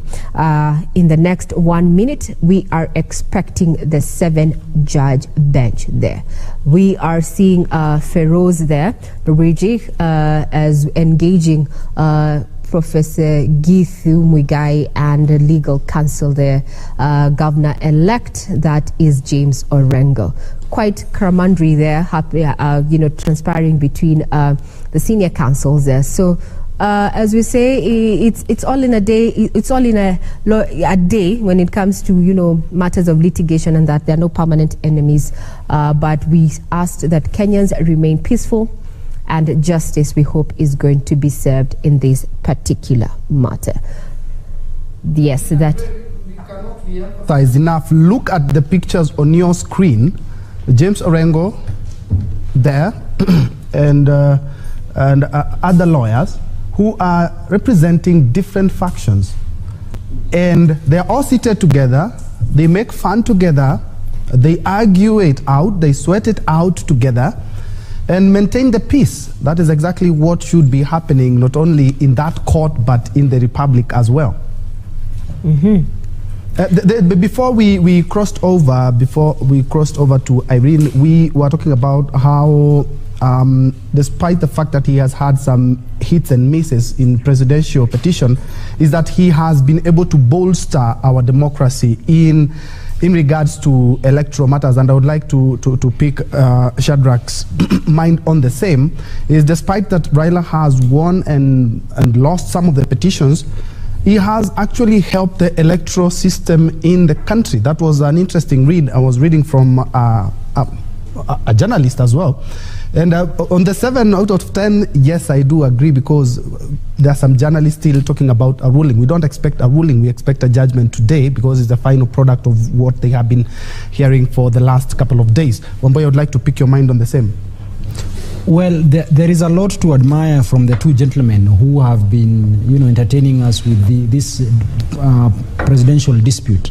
And one thing you will give to Dr. William Samoei Ruto first is his spirit of resilience. That spirit of, when he wants it, he goes for it. That is something admirable from his humble background. That is something that you will have to admire and acknowledge. On the other hand, you must acknowledge the kind of contribution that the Right Honorable Raila Amolo Odinga has given us as a country. So many things. The laws that we currently enjoy have we actually enjoy them largely because of the contribution he has made, the kinds of pain he has had to go through. You speak of the multi-party, us becoming a multi-party democracy in the year 1990s. That is his contribution. His fight against the Moi utilitarianism, that is his contribution. Most of us have studied to an extent, and we appreciate the jurisprudence that has been created by Right Honorable Raila Amolo Odinga. When you go to school, some of the things that lecturers teach is the jurisprudence that has emanated from the 2013 jurisprudence, which if Raila Amolo Odinga had not desired to go through that route, if he had not paid the security of cost of 1 million and paid the filing fees of 500,000 shillings, probably we will not have learned or gotten an opportunity to understand the law deeply the way we have understood it. Then champions are actually made from people who try. sometimes they fail because if you do not try, there is no likelihood that you will ever succeed. You will fail. But his failure in the year 2013 did not, in any event, discourage him from trying our democracy through the court processes. So that in the year 2017, we saw him participate in the elections. We saw him challenge the elections, the election results. So that the win that he got in the year 2017, and of course his refusal to participate in the process because of the referee. So whatever the outcome that we will get, if it is a repeat of the elections, then it will be a gift to Right Honorable Raila Amolo Odinga, because we do not expect that he will be running in the year 2027. I mean, if age is anything to go by. In any event, even with probably a repeat of the process, it does not necessarily mean that it is a loss to Dr. William Samoei Ruto. No, it does not mean it. It only means that probably this is just but his dream that has been deferred, so that he will have another opportunity, probably in the next or within the 60 days that are set in law, and even probably even in the future. I mean, Right Honorable Dr. William Samoei Ruto is a young man who has a lot of life in himself. I think today he should be turning 55 years of age. Really, he has a lot. Yes. Now, Wamboi, right? Let's get to hear what is happening down in Kibra, where we're joined by Irene Mchuma Odim there to just bring us up to speed with what is going down there. Good afternoon, Mchuma. How are things at Kibera, or rather in Kibera? Regina, good afternoon. We are coming to you live at Kianda area in Kibra constituency. Earlier on, we were at Ayani and Makina areas, and Regina would say it's business as usual to a huge number of residents here in Kibra constituency. However, there are those who are following the proceedings from their screens. This as we wait for the verdict of the Supreme Court.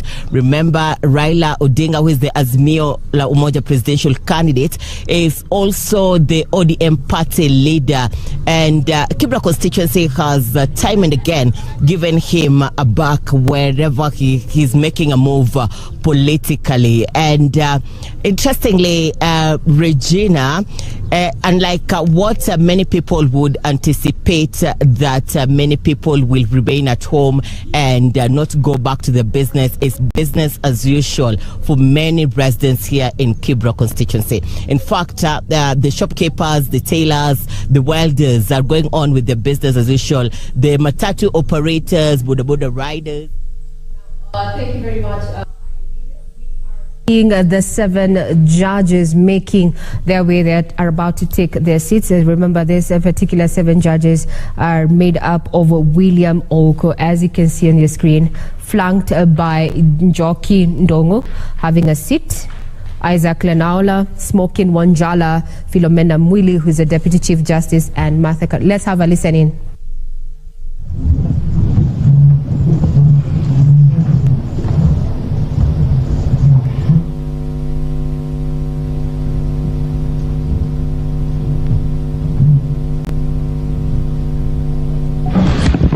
Good afternoon and welcome to the Supreme Court of Kenya for the delivery of judgment in presidential election petition number E005 of 2022 as consolidated with E001, E002, E003, E004, E007 and E008 of 2022, Raila Amolo Odinga and 6 others versus William Ruto and 13 others.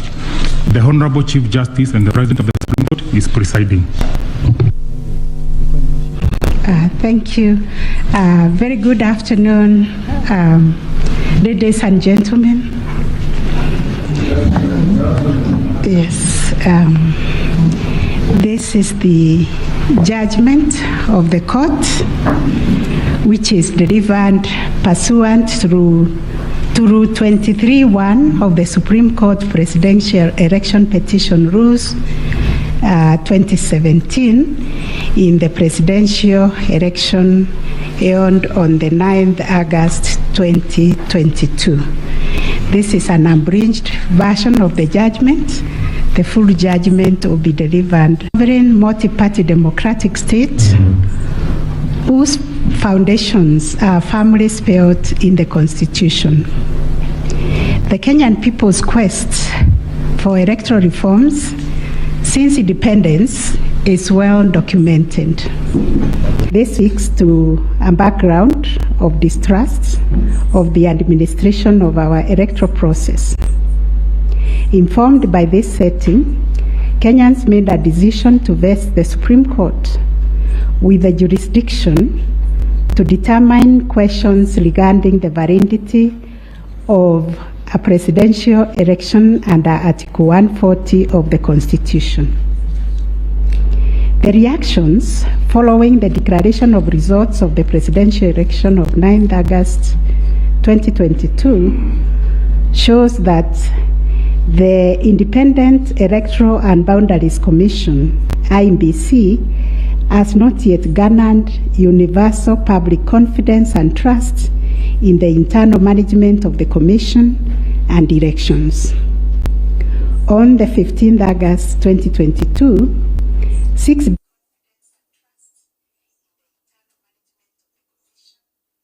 days after the general elections were held,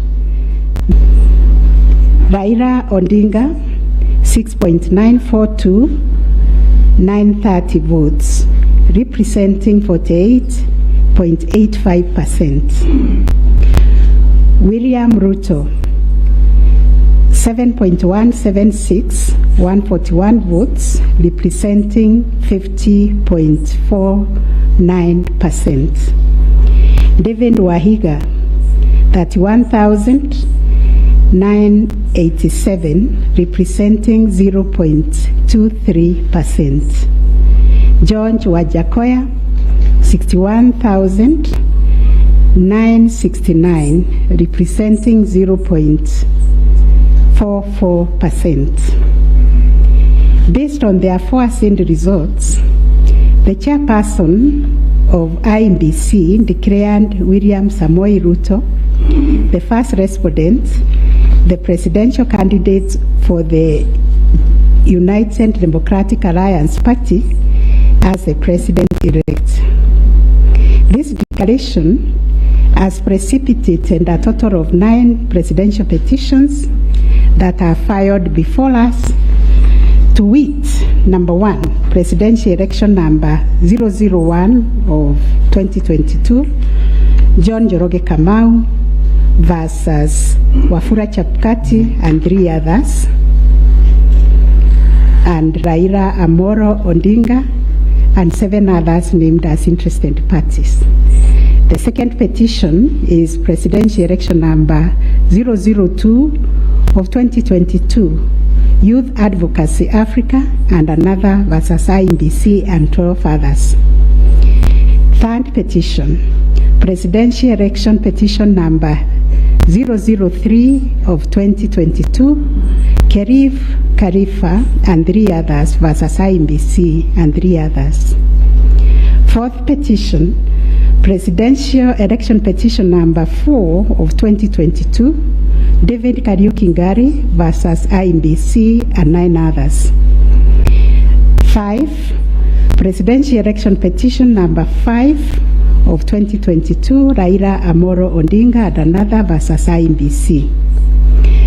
6, presidential election petition number 6 of 2022 by Moses Kuria and others versus Honorable Raila Amolo Odinga and 4 others named as interested parties. Number 7, presidential election number 007 of 2022, Okia Omtata Okoiti and others versus IEBC and others. Number 8, petition number 008 of 2022, Julia Nyokabi Chege and others versus IEBC and 3 others. And the last one but not least, petition number 009 of 2022, Ruben Kigame Richete versus IEBC and others.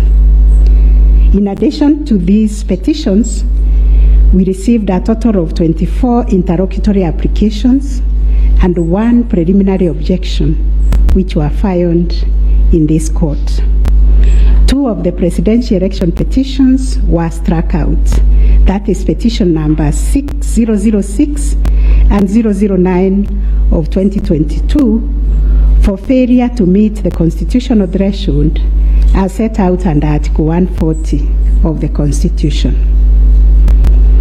On 29 August 2022, this court also admitted 3 amici curiae briefs by the Law Society of Kenya, the Kenya section of International Commission of Jurists, and John Warubengo and 2 others. Upon perusing and considering the issues raised in the remaining presidential election petition numbers 001, 002, 003, 004, 005, 007, and 8, the responses and the submissions filed thereto, this court found that all the 7 petitions substantially raised similar issues and sought similar reliefs. Consequently, on 30th August 2022, this court ordered that the 7 petitions be consolidated and designated Presidential Election Petition number 005 of 2022 as the read file. From the consolidated petition, the responses filed and submissions filed by all the parties, the court crystallized the following issues for determination. And those issues are there. We have repeated them several times. I will not read them. Having considered and deliberated upon the consolidated petition, the attendant responses, submissions, and also considering the amici curiae briefs, we now make the following determination on issue number 1, which is whether the technology deployed by IBC for the conduct of the 2022 general elections met the standards of integrity, verifiability, security, and transparency to guarantee accurate and verifiable results. As noted in the introduction, lack of trust in the electoral system has endured in Kenya for a long time. This led to the introduction of electoral technology following recommendations made by the Independent Review Commission on the general elections held on the 27th December 2007, popularly known as the Kriegler Commission report. That report recommended integration of technology into Kenya's electoral process for registration, identification of voters, and transmission of results. These were enacted in Section 44 of the Elections Act 2011. By this statute, IBC is enjoined to adopt technology in the electoral process. As a consequence, the IBC developed a technology known as Kenya Integrated Electoral Management System, KIMS, making Kenya's election process an hybrid as it employed both technology and manual processes. The first, third, and fourth petitioners in the consolidated petition challenge the technology used by IBC during the 2022 general election. They plead that the manner in which technology was deployed and utilized fell short of the prescribed constitutional and statutory standards. As regards the audit of the register of voters, they urge that IBC, pursuant to its elections operations plan, committed itself to conducting an audit of the register of voters by 31st March 2022. To the contrary, the year range, it only publicly availed the audit report on its website on 2nd August 2022, which was only 7 days to the elections. In this report, it was noted that the auditors established serious gaps and risk to the electoral process, including numerous cases of change of voter stations without knowledge or approval of the affected voters. Grant of voter update privileges in INBC, IDMs, to 14 user accounts and related to voter registration. Reducing the accountability of user activities in the register of voters. Presence of 11 active generic accounts on the MBIS application and the 2 MBIS users with the same logging identification. Risking unauthorized system users, possible interference, change of particulars on the activation of voters in the system. IBC's failure to set up access, decertification, and user activity review process. And IBC was also arranged to have failed to respond to requests by auditors for crucial information. On the integrity of the technology deployed, it was the case for the 7th petitioner that in order to comply with Article 86 of the Constitution and Section 44 of the Elections Act, the technology deployed must be simple, accurate, verifiable, secure, accountable, and transparent.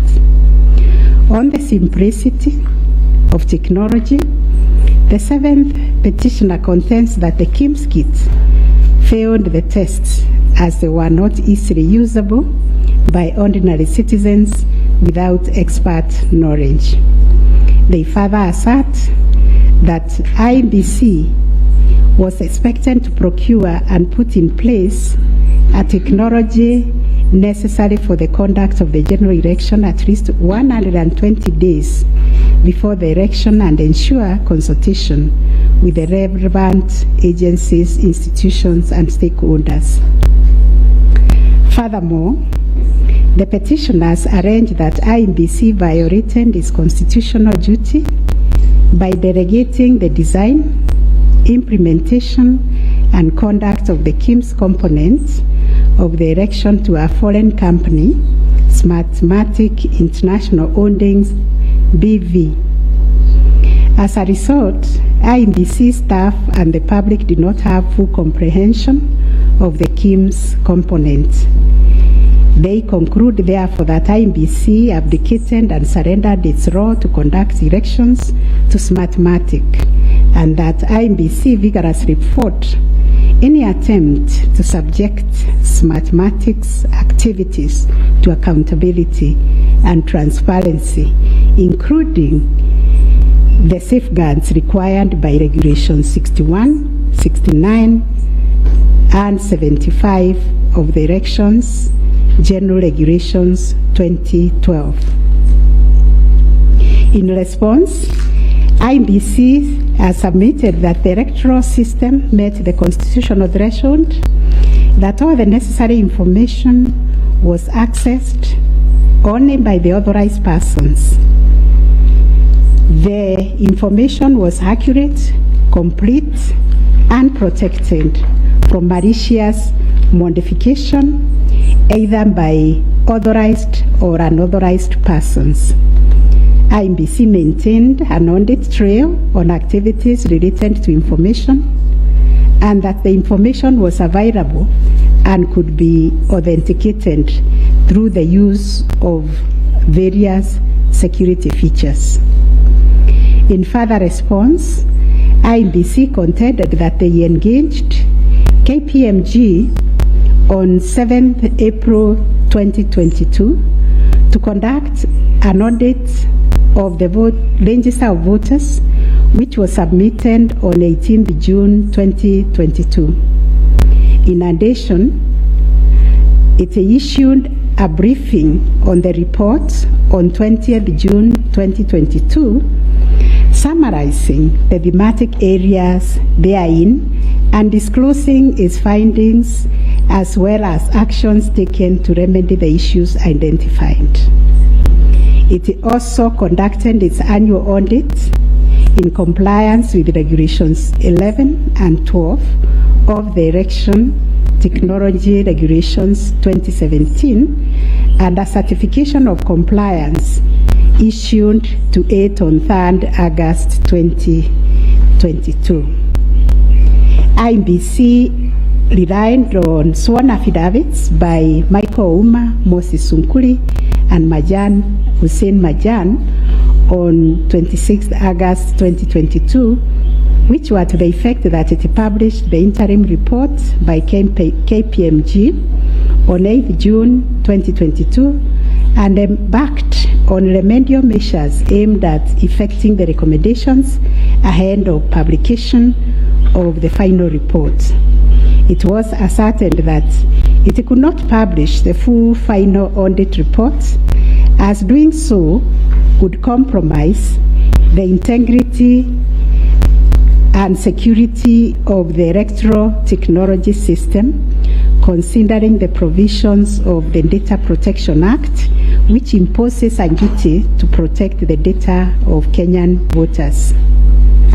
On the other hand, the first and second respondents urged that even if there was failure of technology, it did not vitiate the result of the presidential election.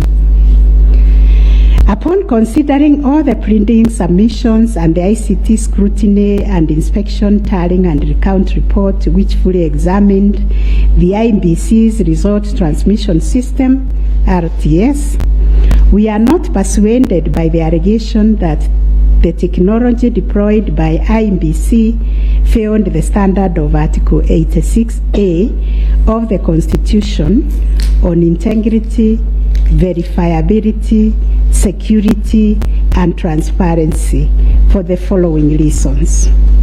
1. Whereas it is true that the KIMS kit failed in 235 polling stations, 86,889 voters were granted the right to vote manually, and the requisite forms 32A were duly filed. This happened successfully in Kibwezi West constituency and parts of Kakamega County. 2. While the audit report was released to the public 7 days before the 9th August election, the register of voters was used at the election without any apparent anomalies. C3, Smartmatic was procured to provide the necessary technological infrastructure, as IEBC did not have the capacity to do so. No credible evidence meeting the requisite standard of proof of access to the system by unauthorized persons was adduced by the petitioners. The scrutiny report prepared by the registrar of this court did not reveal any security breaches of the IEBC's RTS. IEBC successfully deployed a biometric voter register system which captures unique features of a voter's facial image, fingerprints, and civil data to register and update voter details across the country and also in the diaspora. The BVR captures a voter's facial image, fingerprints, and civil data, which features are unique to each of the voter. In compliance with Section 6A of the Elections Act 2011, IEBC opened the register of voters for verification of biometric data by members of the public for a period of 30 days. Thereafter, the register was revised to address issues arising from the verification exercise. KPMG then audited the register, and we are satisfied that the inconsistencies and inaccuracies identified during the audit were somewhat successfully addressed. The second issue was whether there was interference with the hap-rounding and transmission of Forms 34A from the polling station to the IEBC public portal. The first petitioner arranged staging that a person who had access to the RTS intercepted, detained, or stored Forms 34A temporarily to convert or manipulate it before uploading it on IEBC's public portal. It is arranged also on 11th August 2022, IEBC dumped over 11,000 Forms 34A on the public portal between 11 to 11:09 hours.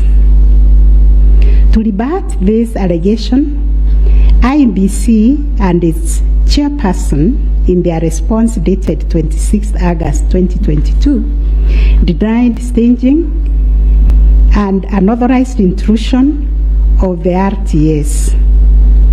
In that regard, they urged that every image of Form 34A was uploaded immediately after the transmittal of results. The form was received as evidence by the timestamp. Similarly, the first respondent denied these allegations. Our finding: 1. No credible evidence was presented to prove that anyone accessed the RTS to intercept, detain, or store Forms 34A temporarily before they were uploaded to the public portal. The allegation that 11,000 Forms 34A were affected by staging was similarly not proved. 2. The allegation that IEBC, its officials and strangers used a tool to tamper with the Forms 34A before converting them to the portable document format, that is PDF, that eventually appeared on the public portal, was sufficiently explained when IEBC demonstrated how KIMS captured and transmitted the image of Form 34A. Accordingly, we dismiss that allegation. 3. During the ICT scrutiny, it turned out that the transmission logs produced in the affidavit of Justice Nyangaya were of no probative value. The registrar's report shows that the original Forms 34A from the contestant polling stations, which were allegedly intercepted, were exactly the same as those on the public portal, and the certified copies that were presented to this court pursuant to the provisions of Section 12 of this Supreme Court Act 2011. 4. Regarding the allegation that the integrity of the public portal was compromised, this was disproved by evidence of consistent attributes such as unique timestamps, uniform PDF conversions at the polling stations, correct polling station mapping, and consistent KIMS reporting from verification to transmission of results. 6. The RTS was configured on a virtual platform network, VPN, and the SIM cards locked to a specific polling station. The server was also configured to accept results only from authorized and properly mapped KIMS kits. In our view, the petitioners failed to produce credible evidence to the contrary. 7. A review of some of the logs presented as evidence of staging showed that they were either from logs arising from the 2017 presidential election or were outright forgeries. In our considered view, there was no evidence of a man in the middle server configured to the IEBC's VPN network, and no evidence was produced to show that the chairperson of IEBC and staff were part of the arranged conspiracy to stage the transmission process. 9. Whether there was a difference between Forms 34A uploaded on the IEBC public portal and the Forms 34A received at the National Tallying Center and Forms 34A issued to the agents at the polling stations. On this issue, the first petitioner's case was that there was deliberate manipulation and tampering with Forms 34A, as demonstrated in the affidavits, to the effect that votes were being deducted from the first petitioner and being added to the first respondent.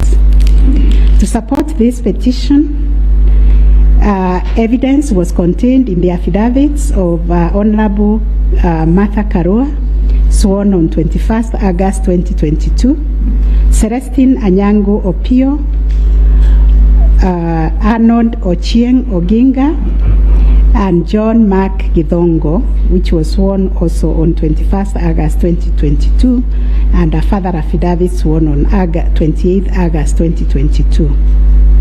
Dr. Nyangasi also swore an affidavit on 21st August 2022, and so was Martin Papa, to support that allegation of handing and subtraction of votes.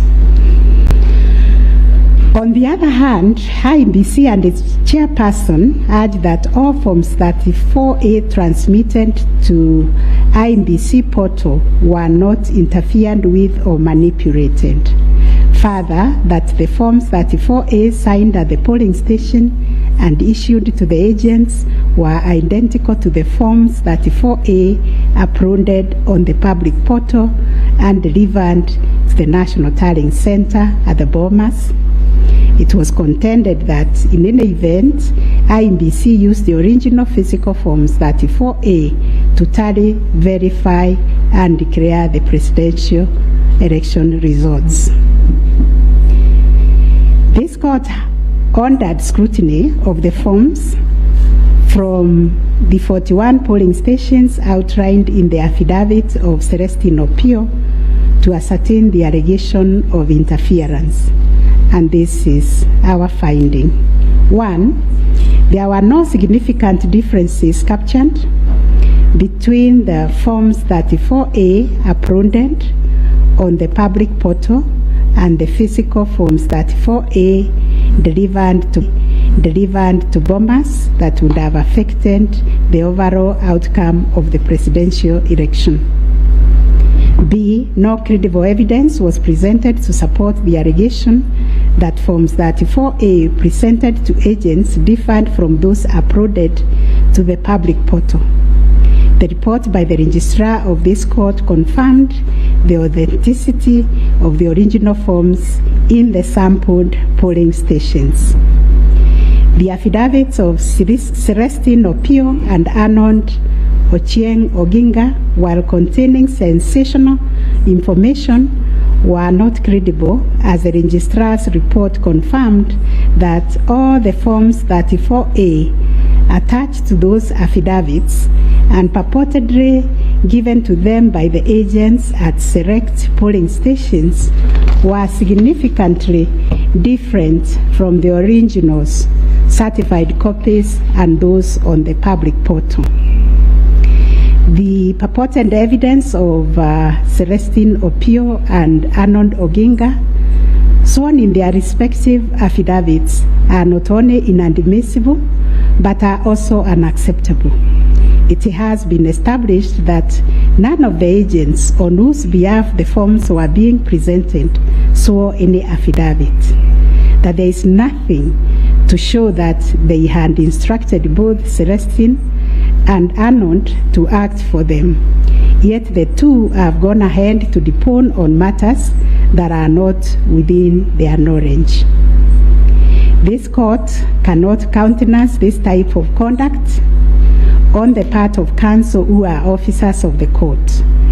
Though it is elementary learning, it bears repeating that affidavits filed in court must deal only with facts which an opponent can prove of his own knowledge, and as a general rule, counsel are not permitted to swear affidavits on behalf of their clients in contentious matters like the one before us, because they run the risk of unknowingly swearing to falsehood and may also be liable to cross-examination to prove the matters deponed.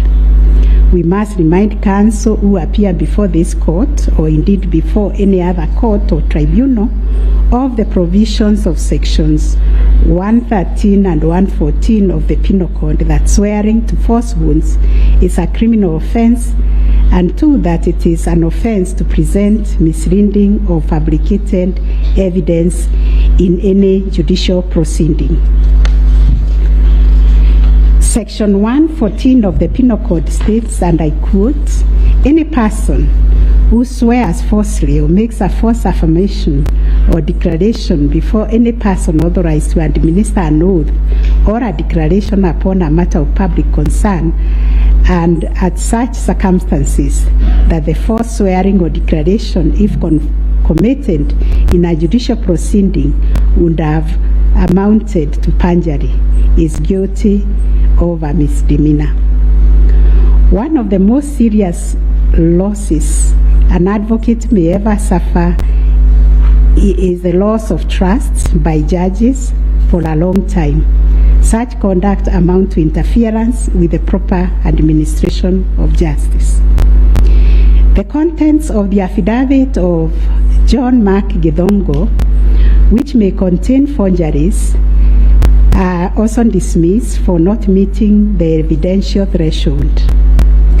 Those averments contain no more than incredible and hearsay evidence.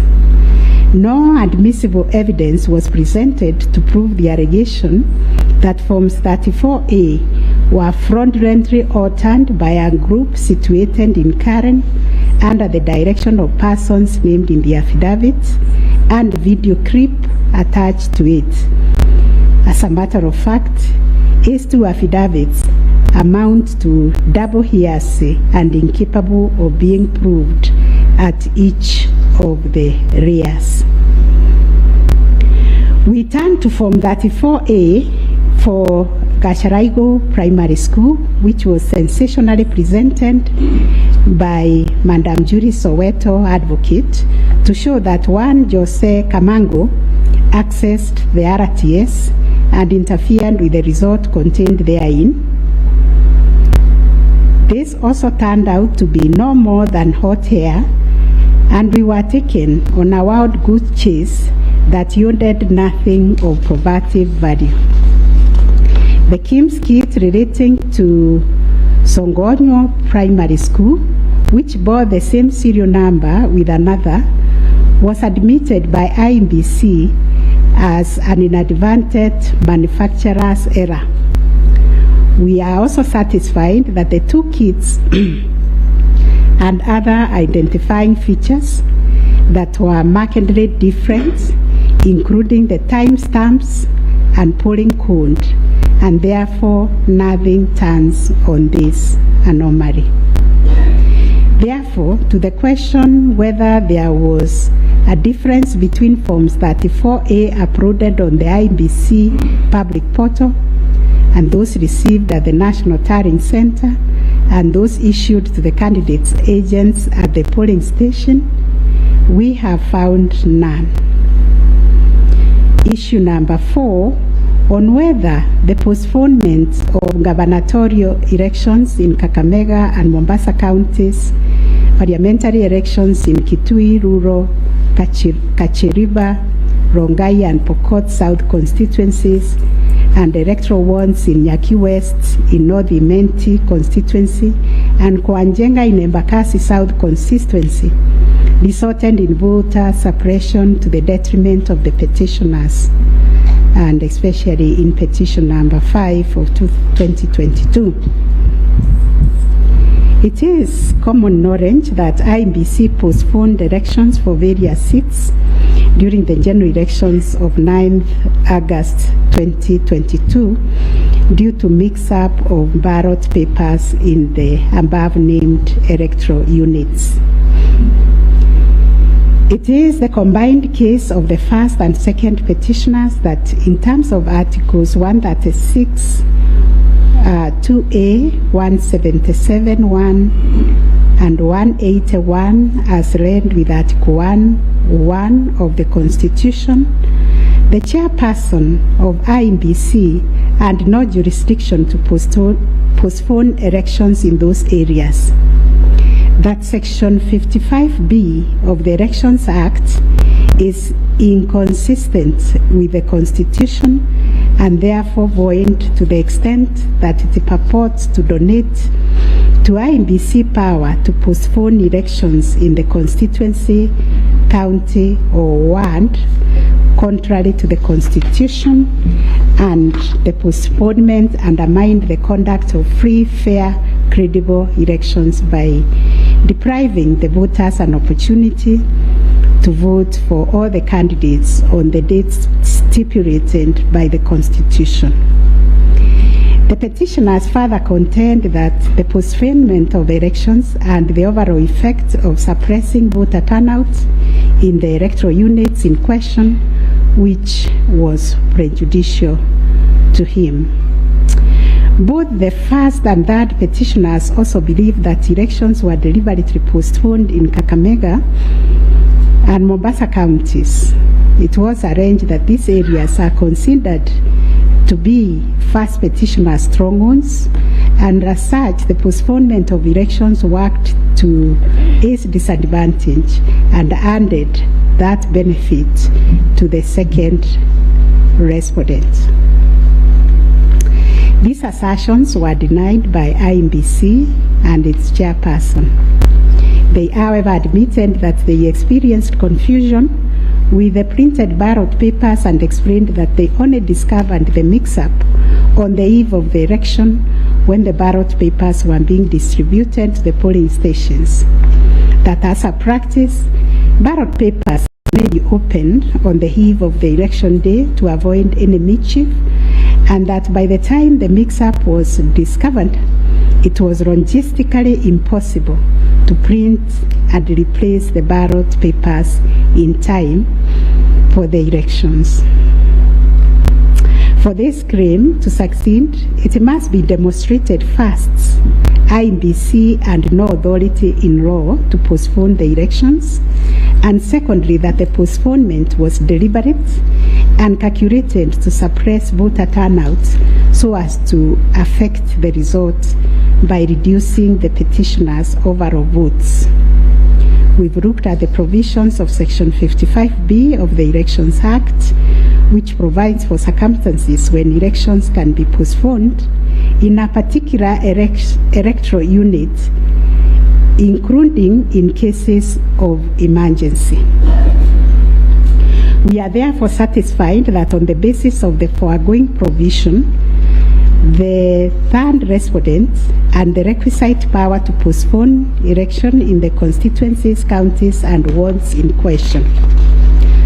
Concerning the allegation of voter suppression, we note that voter suppression is generally recognized as a political strategy which takes many forms, but whose practical effect is ultimately to reduce voting by deliberately discouraging or preventing targeted groups of people from exercising their right to vote and thereby to influence the outcome of an election. It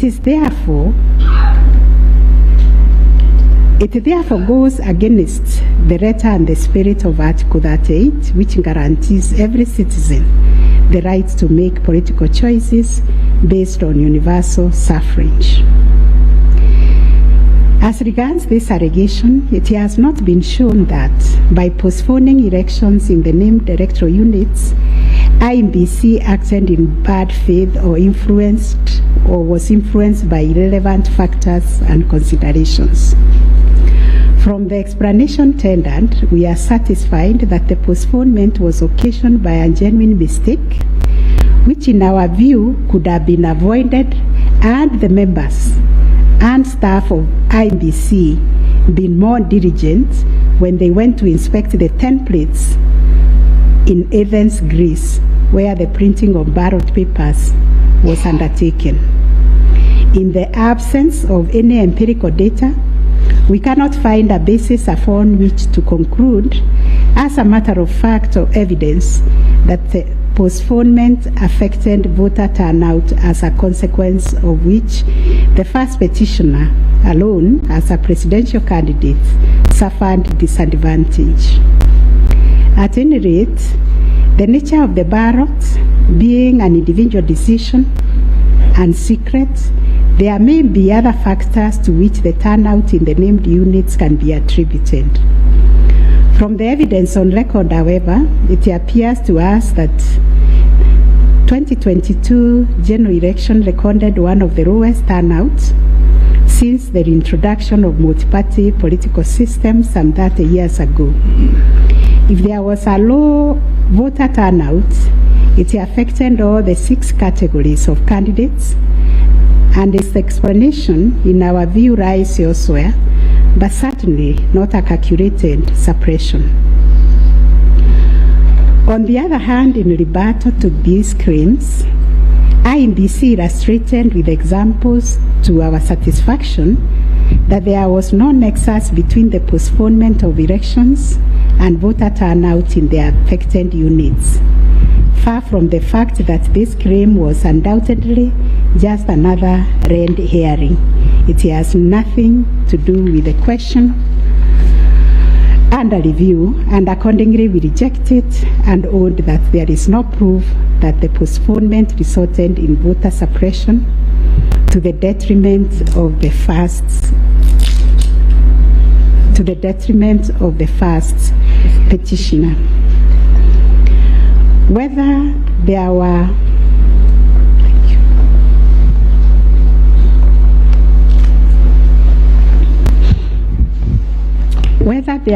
unexplainable discrepancies between the votes cast for presidential candidates and other elective positions.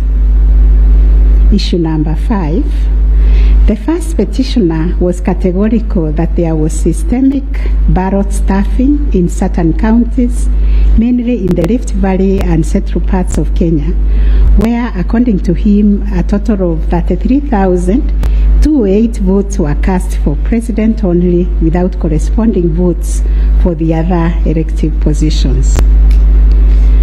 On the part of IEBC and the chairperson, while acknowledging that indeed in some instances there was vote differential between those cast for president and for other positions, but maintained that they were insignificant, and those instances related to votes by prisoners and citizens in the diaspora who only vote for the president but did not take part in other elective positions.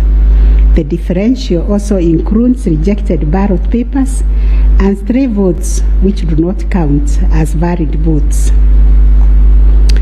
The well-established principle that the person who asserts a fact must prove it casts the burden upon the first petitioner to demonstrate that there were instances of ballot stuffing of such a magnitude as to justify the nullification of the presidential election. Ballot stuffing, which is an illegal addition of extra ballots, is a type of electoral fraud aimed at swinging the results of an election towards a particular direction. Not a single document has been presented by the first petitioner to prove systemic ballot stuffing. A figure of 33,208 votes relied on in this claim is based on unproven hypothesis that since the number of votes cast for the president is higher than those for other positions, then without more, it must follow that there was fraud. We find that fraud is a serious criminal offense and it must be proved beyond reasonable doubt under Section 5N of the Election Offences Act. It is indeed an offense for a person to vote more than once in any election. IEBC has provided a plausible explanation for the vote differential, citing categories of voters who only vote for the president, such as prisoners and Kenyans in the diaspora. There were an insignificant number of stray votes whose combined effect cannot justify nullification of the election.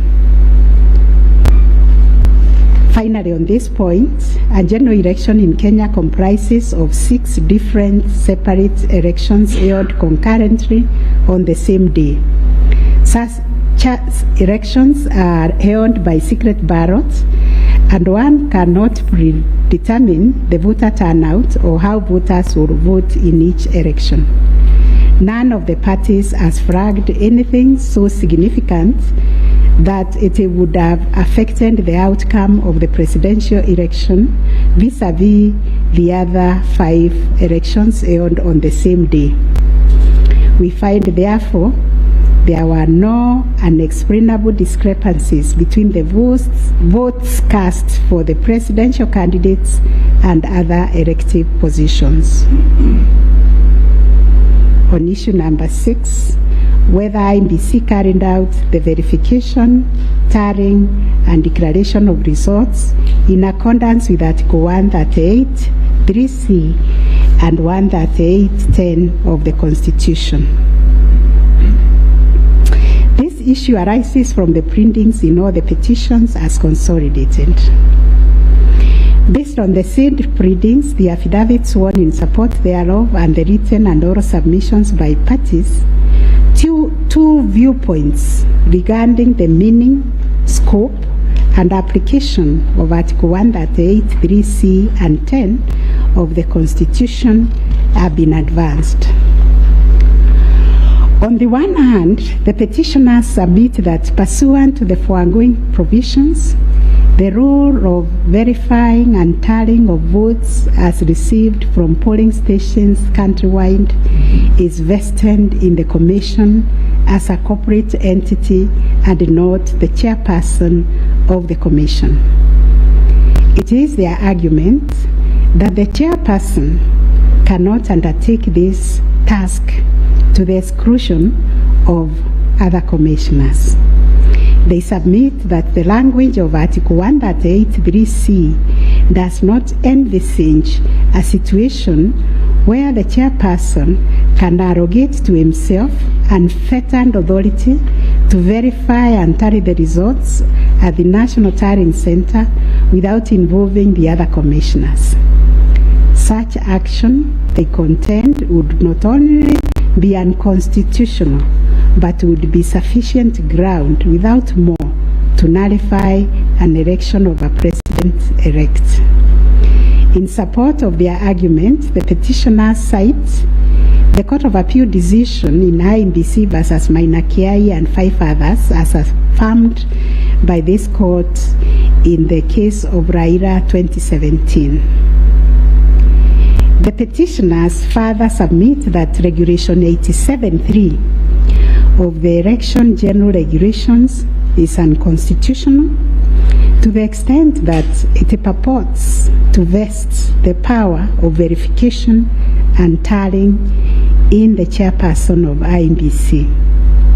On the other hand, the first, second, and third respondents submit that power to verify, tally, and declare results of a presidential election at the National Tallying Center is the exclusive preserve of the chairperson of IEBC. According to them, there is nothing unconstitutional about Regulation 87.3 of the Elections General Regulations. The said regulation the respondent submits makes no mention of commissioners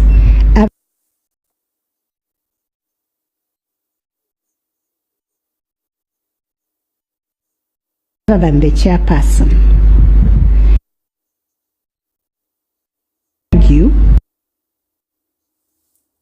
Of the Constitution that it is the commissioners who personally undertake the task of verifying and tallying the results as entered into the thousands of Forms 34A. Such an undertaking would be humanly impossible, they submit. For good measure, the respondents submit that Section 11A of the IEBC Act provides that the chairperson and members of the commission are responsible for the formulation of policy and strategy of the commission and oversight. In their view, the Act does not contemplate a situation where commissioners would be directly involved in the verification and tabulation of presidential election results. The task of verification and tallying, as stated by the respondent, is executed by the staff of the Commission under the direction and supervision of the Commission Secretary, who in turn reports to the chairperson. As to whether the chairperson acted unilaterally in verifying and tallying the presidential election results at the National Tallying Center, the petitioners claim that he did. This is what happened. It is the petitioner's case that the chairperson published an illegal Gazette Notice number 4956 of 2022, in which he designated himself as the presidential returning officer, a position unknown in law and the Constitution. Having done so, the petitioner states that the chairperson proceeded to conduct the verification and tallying process to the exclusion of other commissioners, each of whom he had assigned verifiable roles and related to the verification and tallying exercise. On his part, the chairperson of IEBC submitted that although he has the exclusive authority to verify and tally the presidential election results as received at the National Tallying Center, he did involve the other commissioners in the exercise before eventually declaring the final results. He submitted that he did this in the spirit of teamwork. The chairperson of IEBC states that indeed the 4 commissioners were involved in the preparation of the 9th August general elections from the time of their swearing into office all the way to the verification and tallying of results at the National Tallying Center until they withdrew from the exercise just when he was set to declare the final results. Having considered all the parties' submissions, we find that pursuant to Article 138(3)(c) of the Constitution, the power to verify and tally presidential Tallying Center vests not in the chairperson of IEBC, but in the Commission itself.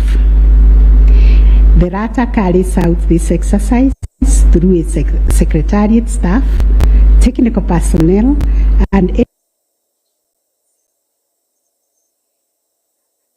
supervision of the chairperson and the other members of the Commission. In line with this court's decision in Raila Amolo Odinga versus another versus IEBC and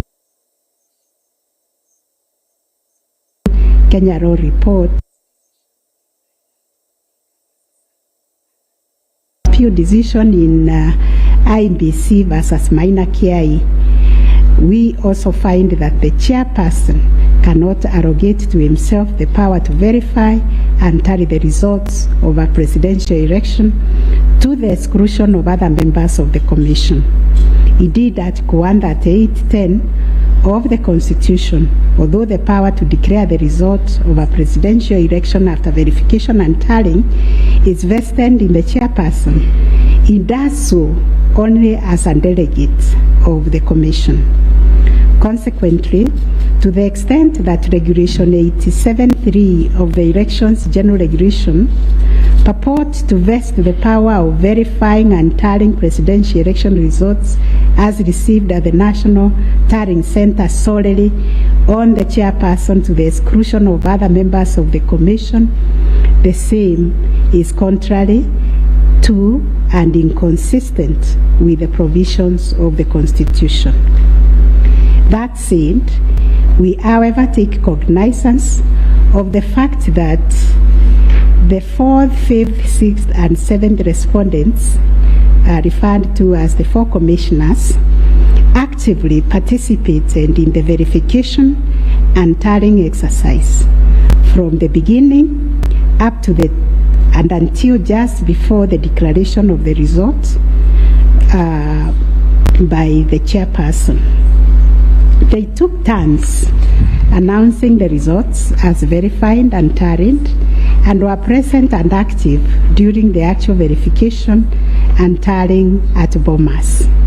An example is when one of them, Justice Nyangaya, stood on the podium to announce to the public results and also announced an adjustment that had been occasioned by errors of tabulation.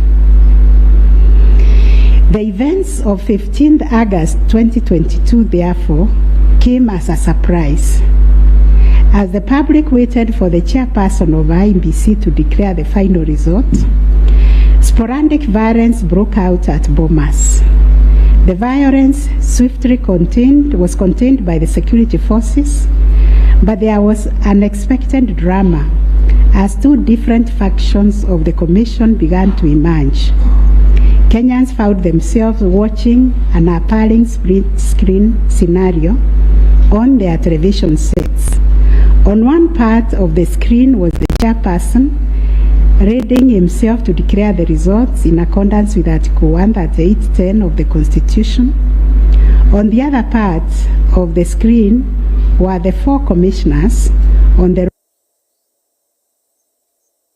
where they announced that they would not own the results that were soon to be declared by the commissioners, informed the public of their rejection of the yet to be announced results, terming them opaque due to the manner in which the chairperson had been conducting the verification and tallying exercise.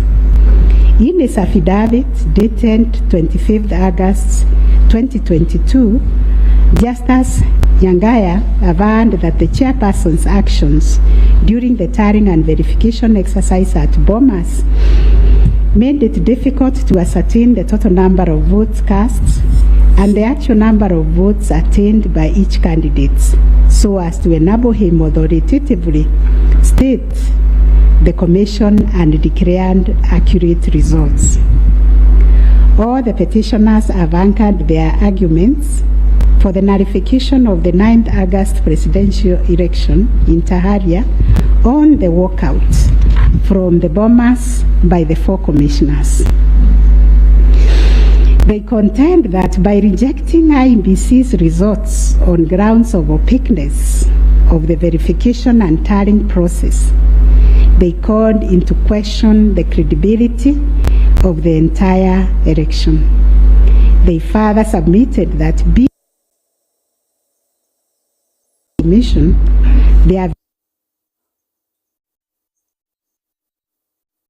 it is the petitioner's argument, therefore, further submitted that being in the majority out of the 7-member commission, their view should prevail and the election should be nullified. It is the petitioner's argument, therefore, that a dysfunctional commission cannot deliver a credible election.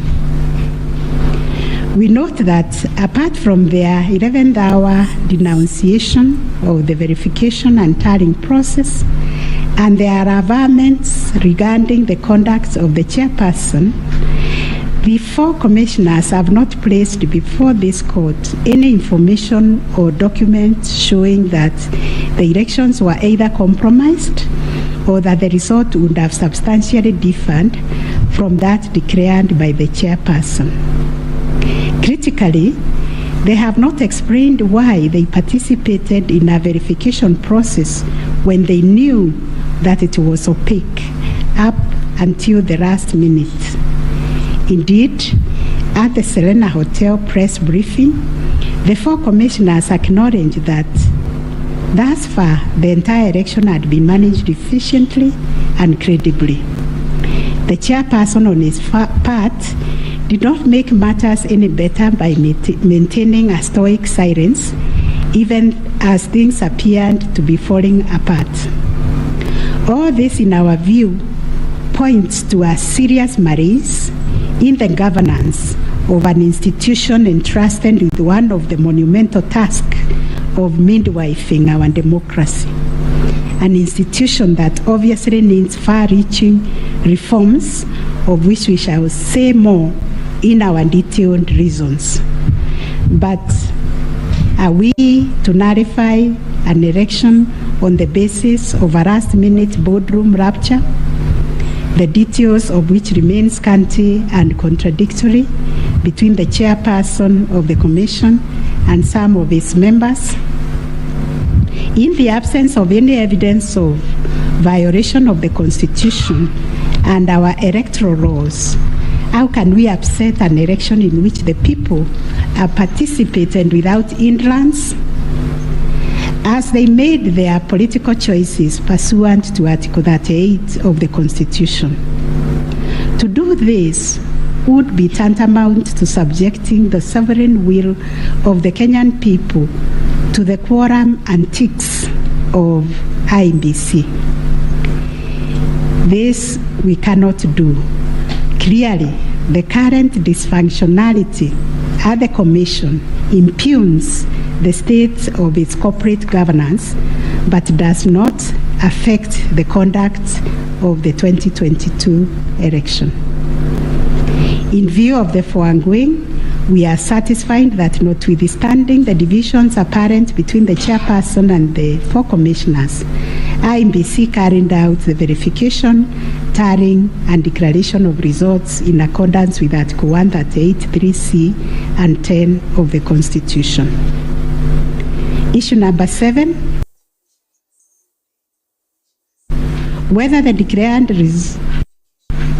President-elect attained 50+1 of all the votes cast in accordance with Article 138 of the Constitution.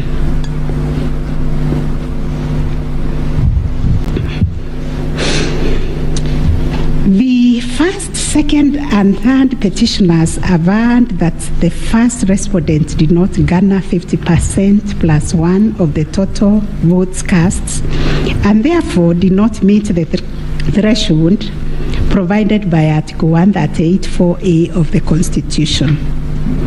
They anchored their claims on the basis that in order to determine whether a candidate has attained 50%+1 of the votes cast, this ought to be calculated based on the total number of votes cast, excluding rejected votes. They argued that 50% of 14,353,165 votes, in their view, were the variant votes cast, which amounted to 7,176,582.77 votes. They therefore contended that by attaining 7,176,141 votes, the first respondent did not meet the constitutional threshold to be declared president-elect. Supporting the claim that the first respondent did not meet the 50+1 constitutional threshold was the sixth petitioner.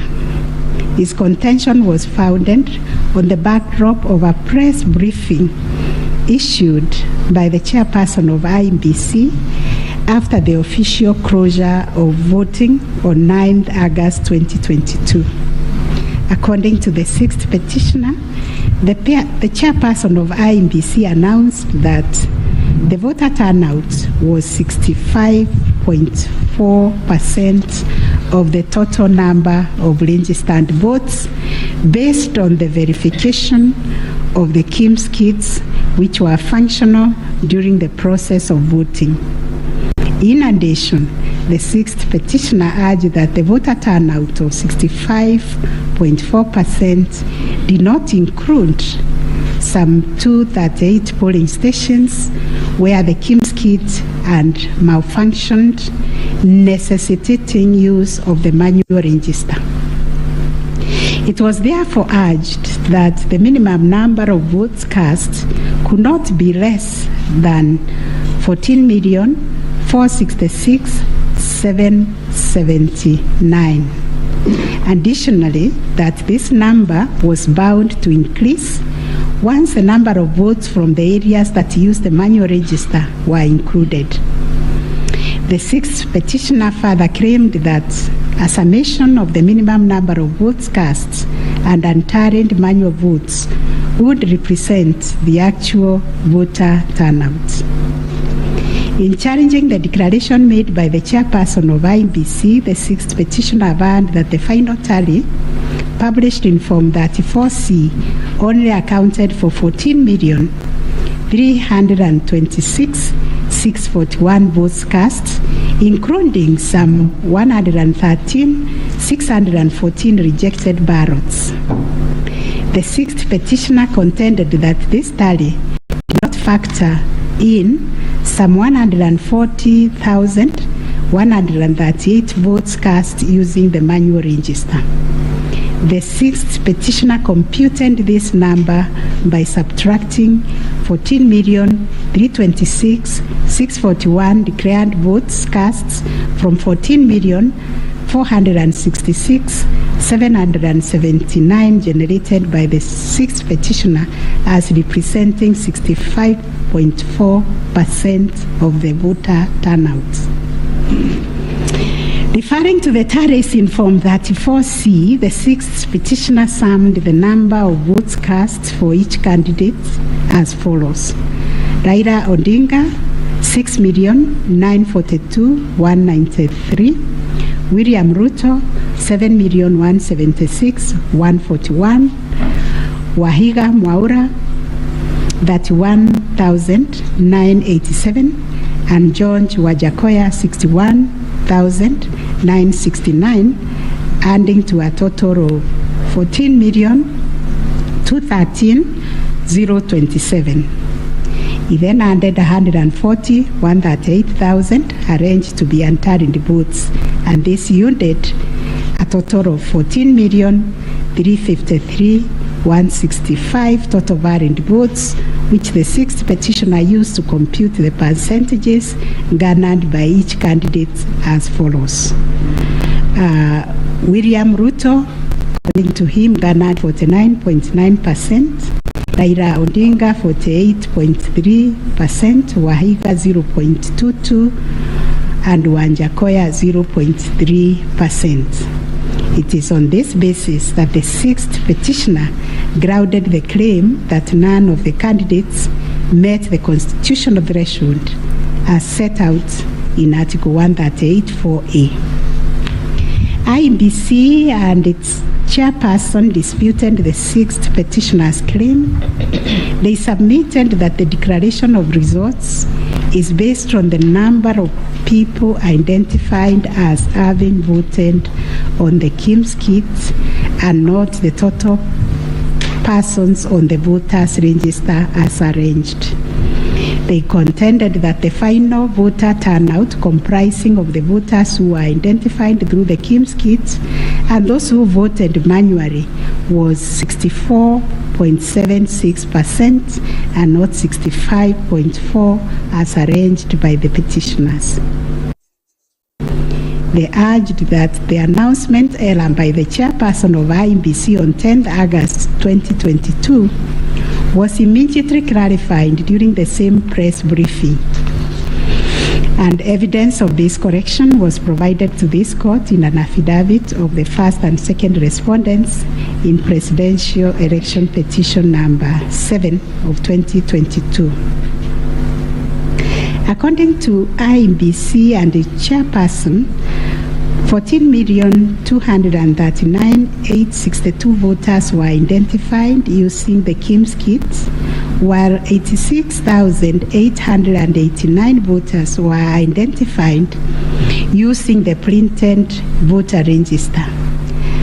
Therefore, the total valid votes cast were 14,213,137, while the total number of rejected ballots were 113,614, constituting 14,326,751 total votes cast. They illustrated that the first respondent garnered 7.176141 votes against 14,213,137 total valid votes cast, yielding a percentage of 50.49 to meet the requisite constitutional threshold for a candidate to be declared president-elect. In the upshot, the percentage attained by each candidate was as follows: Raila Odinga 48.84%, William Ruto 50.48%, Waiga Mwaure 0.22%, and George Wanjakoya 0.43%. IEBC and its chairperson also submitted that the KIMS kits malfunctioned in 235 polling stations, necessitating the use of the printed voter register. In these polling stations, backup KIMS kits were later deployed for purposes of results transmission. The first respondent, in response to the question of 50+1 constitutional threshold, maintained that he attained the threshold under Article 138(4) of the Constitution as elaborated by the IEBC and the chairperson. This court has considered the differing formulas and threshold arguments presented by various parties to this petition, while the first, second, and third petitioners raised pertinent questions connected to this issue. We shall address them together with those of the sixth petitioner, who has addressed and focused on the issue as specifically framed in detail. It must be restated that the case made by the sixth petitioners concerns a data-specific threshold as enunciated under Article 138(4) of the Constitution, that without attainment of which there can be no declaration. This data-specific threshold is what this court declared in John Aaron Mwau and two others versus IEBC and others. Petitions numbers 2 and 4 of 2017, consolidated, referred to as the ultimate yardstick for determining the winner in a presidential context. In Raila Odinga and 5 others versus IEBC, petition number 5, 3, and 4 of 2013, this court asserted that rejected ballot papers do not constitute a vote cast to be included in calculating the final tally in favor of a presidential candidate. We are not persuaded by amicus curiae's brief, that is Law Society, who attempted to persuade us to consider our position on this finding.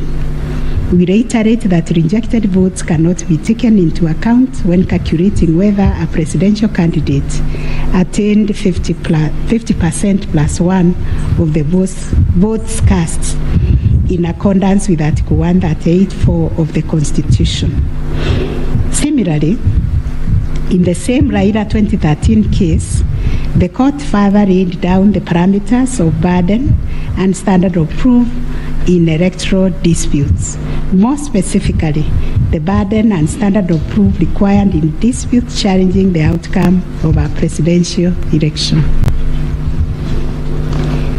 And this is what the court said, I quote, in the case of data-specific electoral requirements such as those specified in Article 138(4) of the Constitution, for an outright win in the presidential election, the party bearing the legal burden of proof must discharge it beyond any reasonable doubt.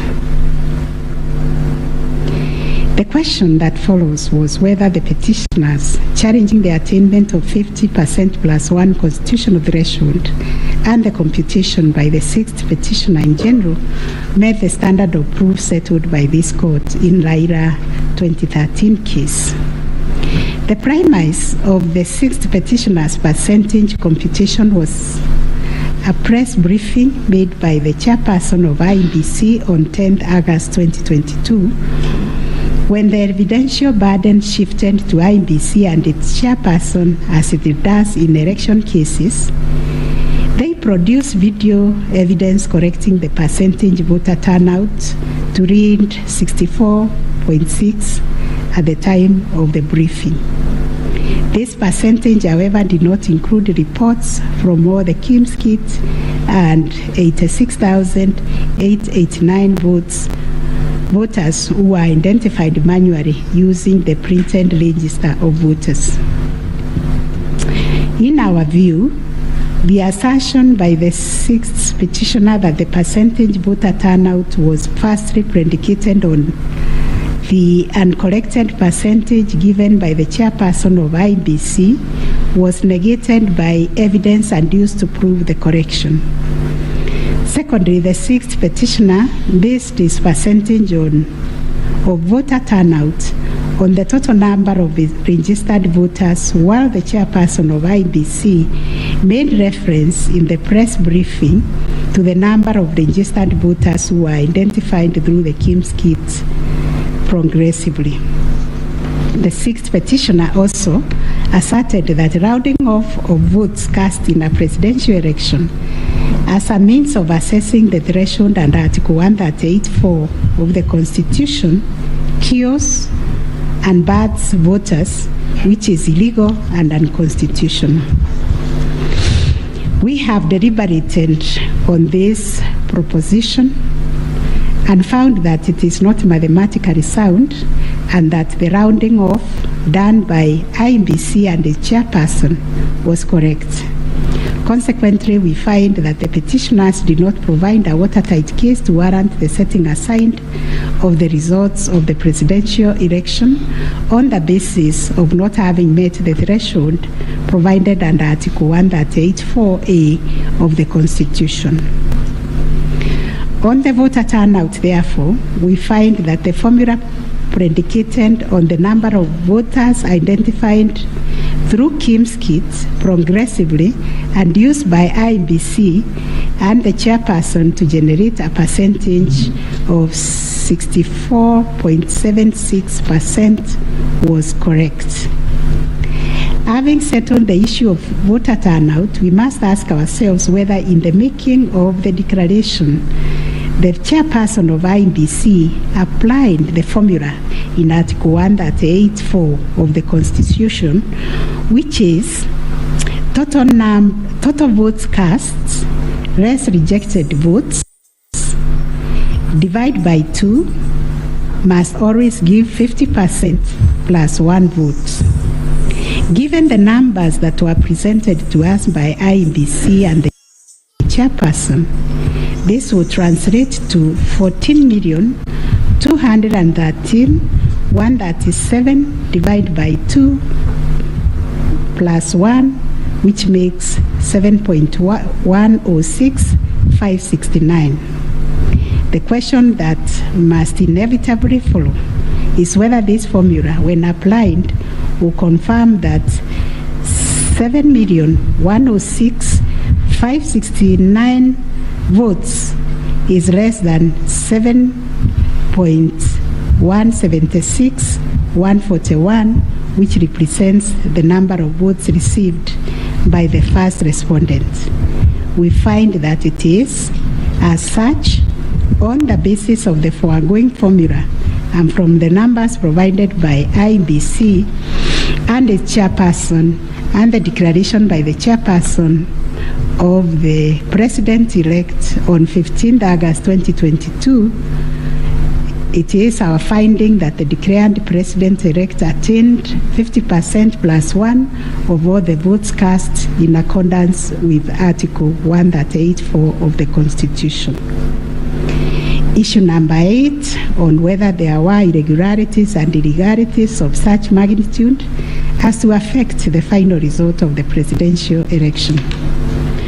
Although the petitioners have provided numerous averments pointing to possible irregularities and illegalities marked by failure of technology, arranged voter suppression, printing and utilization of Book 2 of 2, EO preparation by the IEBC and its chairperson, commission indiscretions, transposition anomalies, agent absence, and many others, we are of the view that the pointed illegalities and irregularities were not of such magnitude as to affect the final result of the presidential election. We will delve deeper into the details of this issue in our recent judgments. Last issue, what reliefs and orders can the court grant? Under Article 163(3) of the Constitution, it is provided that the Supreme Court will have A. Exclusive original jurisdiction to hear and determine disputes relating to the election of the office of the President arising under Article 41.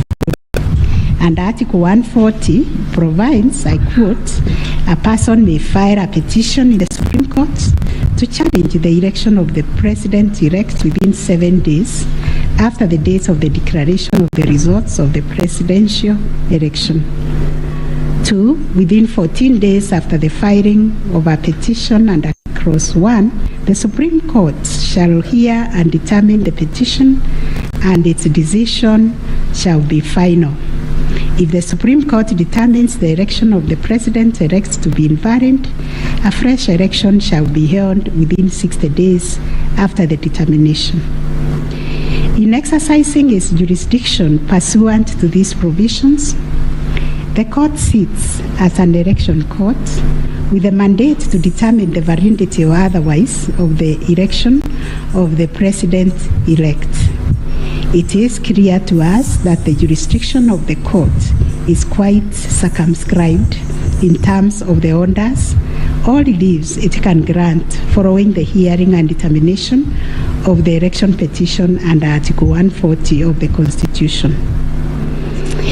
In the event the court determines that the election of the President-elect is invalid, it must make an order nullifying the election.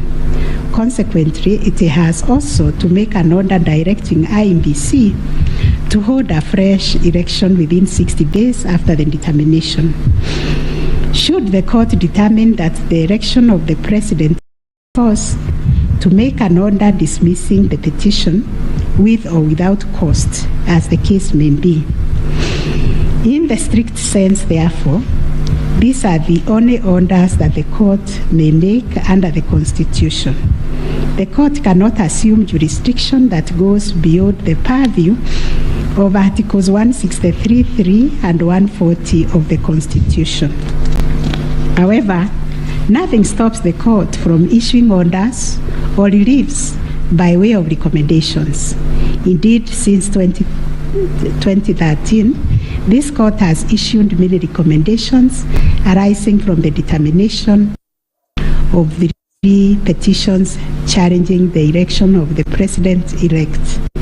The recommendations are meant to improve our electoral landscape and hence aid in the development of our democracy. In this regard, this court has been greatly aided by the contributions also of the amici curiae, and the court places a heavy premium on those briefs that were filed and those which were admitted. the final orders made by the courts. This is a unanimous decision of the court, and we make the following orders. 1, the presidential election petition number E005 of 2022 as consolidated with the presidential election petition numbers E001, 2, 3, 4, 7, and 8 of 2022 are hereby dismissed. As a consequence, we declare the election of the first respondent as president-elect to be valid under Article 143 of the Constitution. This being a matter cutting across the public interest, we order that each party do bear their own costs. It is so ordered. And finally, the court has asked me to also acknowledge, although we'll do it in the long draft, the enormous contribution made by counsel in these proceedings, and also the orderly way the counsel, all the advocates and parties conducted themselves. They remained seated throughout the proceedings. That is the judgment of the court, a unanimous one. We shall issue a media summary to help the media summarize the case. I think that is all. Thank you very much for coming.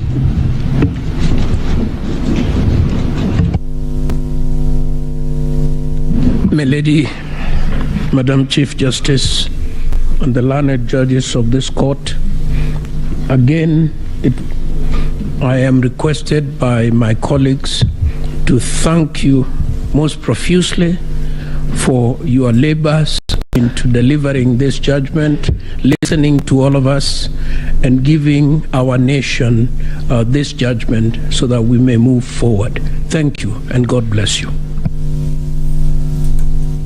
It may please the court. It is not true that I asked the Attorney General Emeritus to talk on our behalf. Next time you should talk to me. Let me similarly, on behalf of the lawyers for the counsel for the first and second petitioner, thank the court, and it has been a journey, worthwhile journey, sitting through these proceedings, and we thank the court for your patience and for the delivery of this judgment within the time stipulated. We thank you.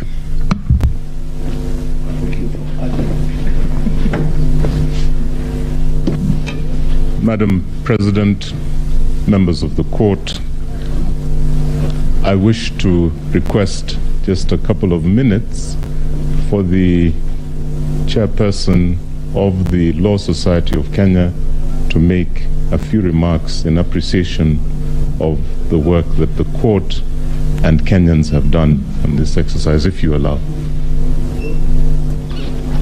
Thank you. I call upon Mr. Eric Theuri to come and make his remarks. It is also his birthday. I would have sung happy birthday for him.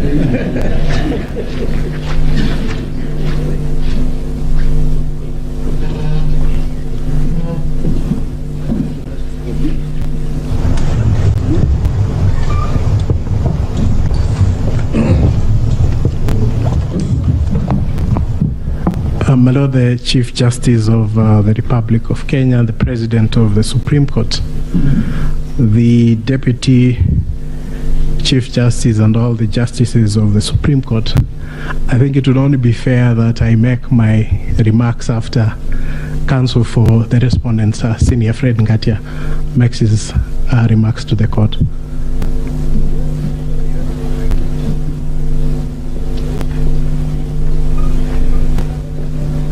Madam Chief Justice, thank you very much.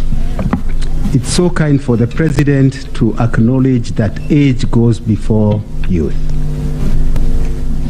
Mine is to thank the court, to thank my learned friends for the effort we all expended. We thank this court for clarifying certain issues And we look forward to a less corrosive 2027. Thank you very much.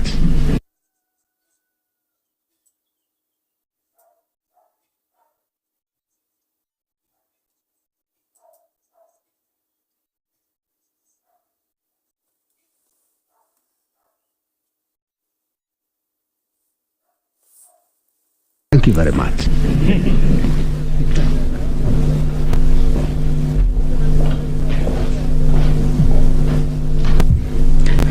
Madam Chief Justice, Madam Deputy Chief Justice, it's so nice to have two madams at the same time, and members of the court. Since there are only men talking, I decided that I should become a woman and talk. It's becoming too much of a male affair in here. But on behalf of well, I think we were the third petitioner, I wish to thank you, and you've clarified the Regulation 87.4, which I was feeling very passionately about, that it was unconstitutional from what I've heard. But thank you very much for the time you spent, and we do apologize if at times we looked like hooligans. I mean, you have said we behaved well, but we didn't behave as well as we should have. But thank you very much for your time and for delivering this judgment.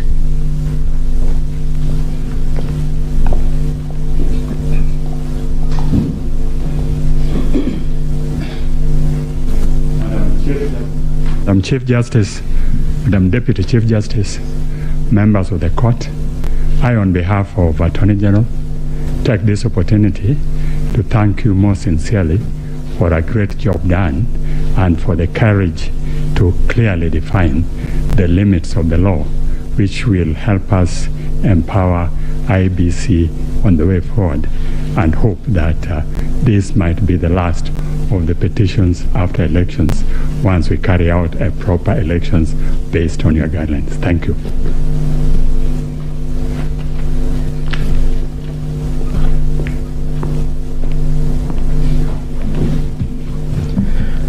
The Chief Justice and the Justices of the Supreme Court, on a light note, my members would be extremely worried if we take the submissions of Senior Counsel Orengo that this should be the end on account of fees.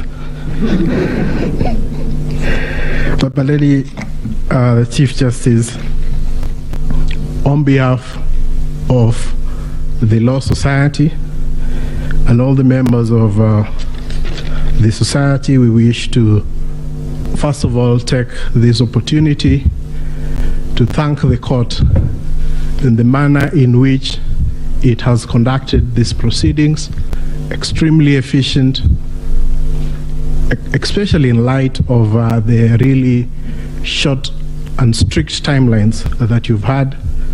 But the management of the proceedings, the manner in which the court adopted a somewhat inquisitorial nature to the conduct of these proceedings is something that as a society we have noted, and we wish to commend the court.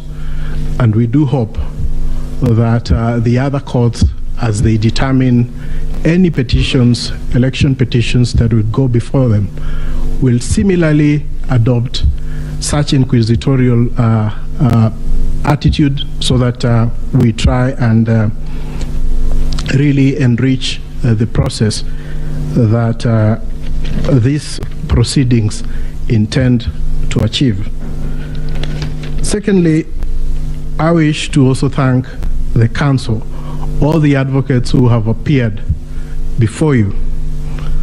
They have demonstrated extremely high standards of decorum and courtesy, and have also demonstrated a flair for persuasion of the court, including the use of PowerPoints, and of course the now famous Pinky Pinky Ponky mimic. But all that really, I'm sure, has demonstrated, especially to the younger members of the society, how to conduct themselves before the court and how to really prepare a persuasive brief. And we thank all the advocates who appeared before this court for the good work that they have done. And of course, as a society, we feel extremely proud that they have been able to raise the profile of the advocates in this country a notch higher from their presentation. So, my lady and my lord, it's not lost to us that at the end of these proceedings, and once we are able to get your judgment after 21 days, that it is democracy and the Kenyan people who are the winners. The decision today, in a way, validates the choices that were made by the Kenyan people on the 8th of August, and they also help to build confidence in the institutions that manage the elections and the court. We recognize that no country is born as a democracy, and that it is a process, and the process of challenging an election, as has happened before this court, is part of the processes of building confidence within the electoral system. And we thank all the petitioners for choosing to challenge the results before this court. But at the end of the day, Kenya stands tall as a beacon of democracy, and we are very grateful that we've had this opportunity also as a law society to appear before the court and to give an amicus brief which the court has had time to consider. So we thank you and we wish you a good day. I know it has been a long 14 days, but you can rest, and we'll be looking forward to the decision that you deliver within 21 days. Thank you so much, my lady and Justices of the Supreme Court.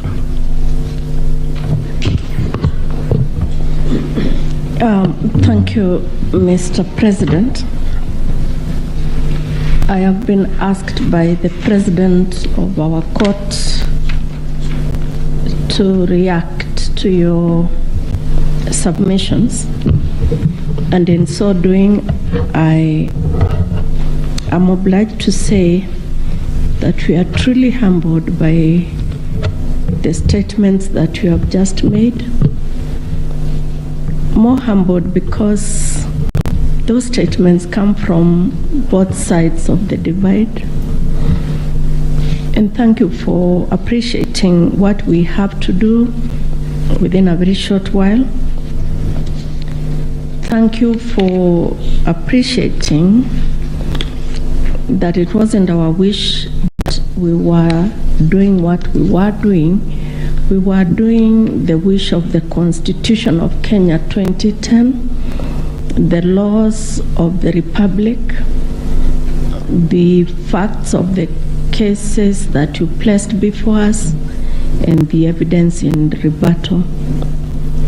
We know that, and we have repeatedly said this, the President and I, whenever we have had time to talk to you in other fora, that we are incomplete without this side of the bar. We are incomplete without the advocates. We thank you. We will get opportunity to do that in the main judgment, in the reasoned judgment. But we really appreciate your industry. We were impressed by the submissions you took. And we were impressed, and we said this the last 3 days, I'll tell you something about that in a minute, by how deeply you believed in your clients' cases. That we think is a mark of an extremely grown legal profession, and we ask that you do not bring the bar down. You keep taking it up. In any contest of whatever nature, and even if we say there are no winners and losers, and even if we say that the winners are the Constitution and the people of Kenya, the truth is that some 6 million Kenyans will not be happy today. But that's the nature of the work we do. What we hope, and we hope you can advise your clients and our brothers and sisters that are the Kenyan people, that is what was expected. One side had to win. One side had to be in total or a great extent of compliance with the Constitution and electoral law than the other side. That's how we saw it. We thank you very much. We, the 7 of us, have not slept since we parted company on Friday. I think it is showing on our faces. And we thank you that you appreciate that we work under difficult circumstances, especially because of time. As ground rules, we agreed when we left you here on Friday that we would not pick any of your calls. A lot of you called us, but we just couldn't pick your calls. And I hope you understand that we couldn't. We saw that you were trying to call us, but we just could not pick the calls. I hope you understand. And now if you allow us, again, on behalf of these 7 men and women, thank you very much for appreciating what we have to do. Thank you for giving us the honor to serve this country in these capacities. And let's hope that we can continue to grow our democracy this way. And thank you very much for everything you also do for the country. And now you allow us to go home and sleep. Thank you. The court is adjourned.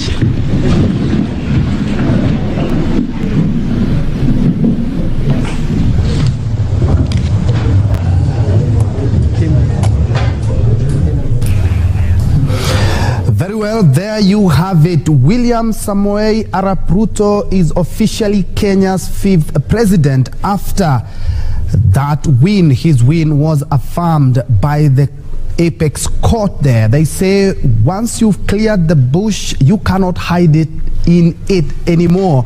Well, the Apex Court judges have cleared the 9 bushes that were standing between William Ruto and his win and given the clean bill of health to the Independent Electoral and Boundaries Commission. While there are some issues here and there at the IEBC, yes, but that did not warrant the annulment, and they have affirmed that democracy and Kenyans are the winners. All the 7 judges, it was a unanimous decision. All the 7 judges have upheld that win. Ray? Indeed, yes. I was just thinking about those 9 bushes there. And there was one of the issues that rather came out, and this one we actually saw.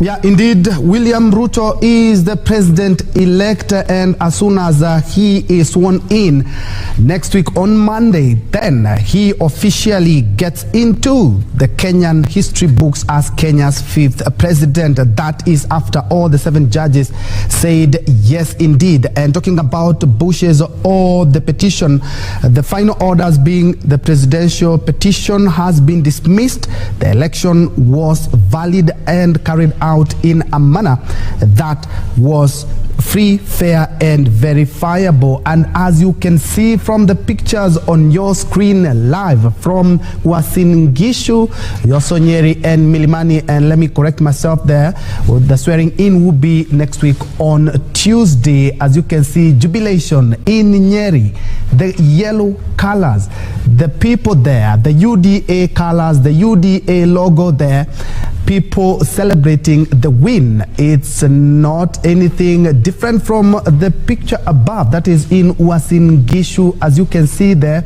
people had to brave the heavy rain, the heavy downpour in Uasin Gishu to ensure that they listen keenly to one of their own, William Ruto, hailing from that county. And as I had alluded to earlier, is that all the 9 issues have been dispensed with. And talking about the technology failing and integrity verifiability, that has also been dismissed. Actually, one of the key issues that all Kenyans we were looking at is the 50+1, and from what the judges have talked about there, giving us calculated and verified reports say that yes, indeed, William Ruto did hit the 50%+1 as required by the law. And also, did the irregularities affect the final outcome? Yes, indeed, there were here and there, but that did not warrant the irregularities did not warrant the annulment of that presidential election. Was there interference, transmission of Form 34A, uploading of Form 34A? No evidence presented, according to the 7 judges, to show interference on the form before or during the uploading. That has also been dispensed. And also, they're talking about the postponement of the election in 8 electoral units. That has also been acted upon, and said it was a genuine mistake, and IEBC should have examined the template, but it was not a calculated move to suppress voters in the 8 electoral units. Another issue that has been dispensed with is whether the IEBC tallied verified results as required in Article 138(3) and 138(10) of the Constitution. Yes, indeed, they did that. Right? Now, some of the issues there, and I'd want us to zero in on that one of the fifth, actually the number 5 of the issues, whether there were unexplainable discrepancies between the votes cast for the presidential candidates and other elective positions. This is an issue that has perennially been questioned whenever we've had presidential petitions. We saw this happen in 2013, we saw this happen in 2017, and also now in 2022. But now issue number 6 on the conduct, and this heavily lied on the conduct of the IEBC as the agent that was in charge or in oversight is concerned, whether IEBC carried out the verification, tallying and declaration of results in accordance with Article 138(3)(c) and 138(10) of the Constitution. Here we had the 7 judge bench actually go further to even issue a recommendation, and I'd want to paraphrase there with the CJ, their Chief Justice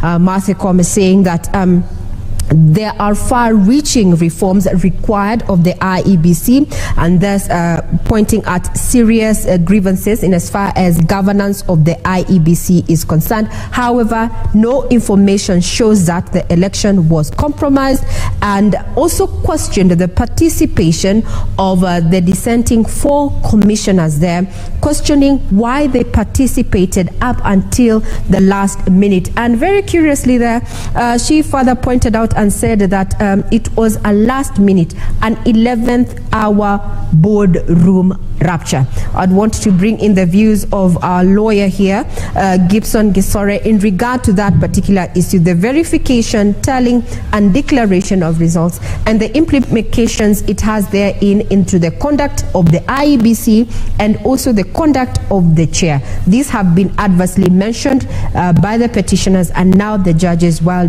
actually doing the pronouncement of the verdict therein. So what is your take in regard to that, Gisore?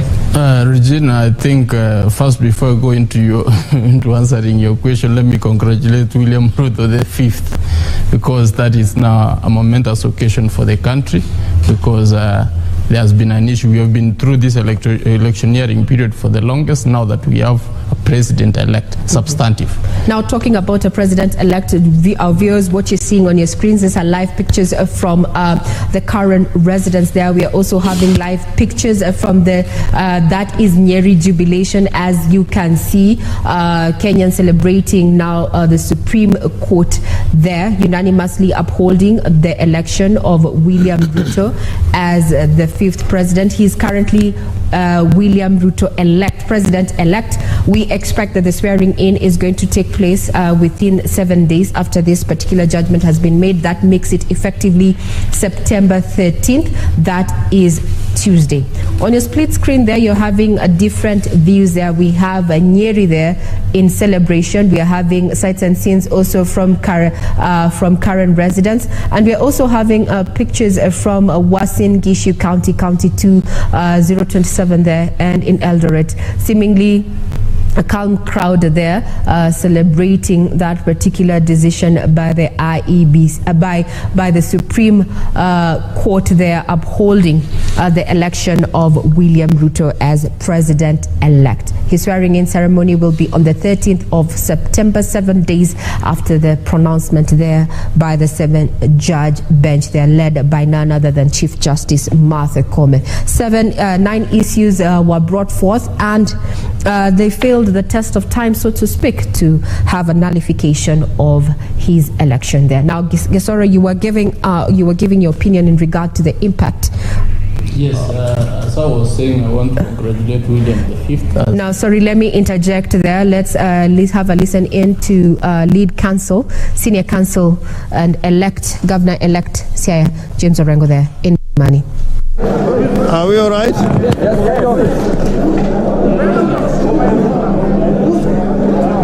First and foremost, I want to thank our team of lawyers.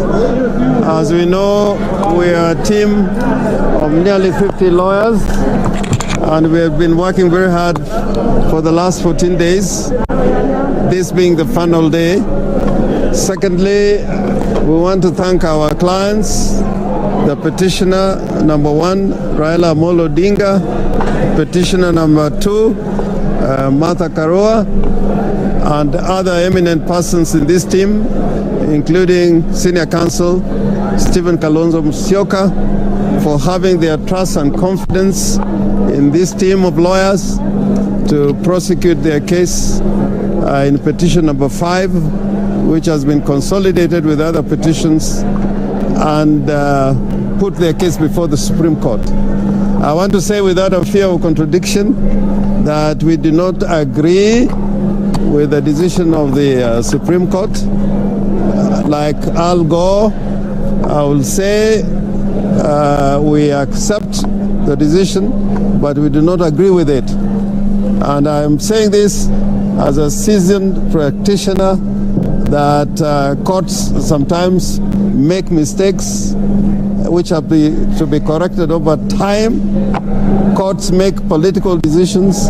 As you know, in the United States of America, there has been a long-standing case that has been held as universal truth of jurisprudence involving women's rights, Roe versus Wade. It took them 50 years to overturn that case because of a Republican Congress and a Republican president and a Supreme Court that was basically appointed by Republicans. And therefore, I want to say, yes, in accordance with the law, we got to accept this decision as the law of the land. But I think it is a very ideological decision. I think there are a lot of what was said in the judgment, and we'll have time when the judgment comes out to put out a critique. But all it means is that in our jurisprudence, the petitioners will always have a big burden to carry when you have an electoral commission which is not open and transparent.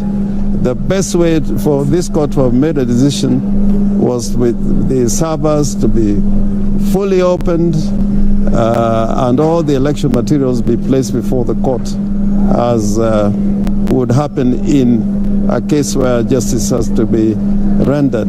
As you know, and I am saying this again without fear of contradiction, we wanted a comprehensive audit of not only the technology that was applied by the Electoral Commission, but we wanted a proper audit, although time was of the essence, but I think we had sufficient time to carry out a proper audit, including looking at the issue of the foreign intruders, the Venezuelans, which you'd notice the court avoided in making any comment about those intrusions and invasions of the system, the technology, the IT structure. That again, the court did not refer to, but probably in the judgment, the recent judgment that is coming on the 21st, they will say something about it. And therefore, I want to end by saying the rule of law should prevail. The court normally has the last word in making a statement as to what is the law of the land. But as citizens who are sovereign, we're entitled to disagree, and disagree very vehemently. I think the court, in conducting the proceedings during the hearing, I think they were patient. They listened to us. It is only the outcome that we do not agree with. Finally, I think our clients, the two petitioners, Raila Amolo Odinga and Martha Karua, may be addressing another press conference, but we are happy to talk to you on this issue. And have a watertight case, but we saw them talking about forgeries and wild goose chase. Did that surprise you? No, I mean forgeries. When the DCI, the Director of Criminal Investigations, what we put before the court, a lot of it was from an agency of government.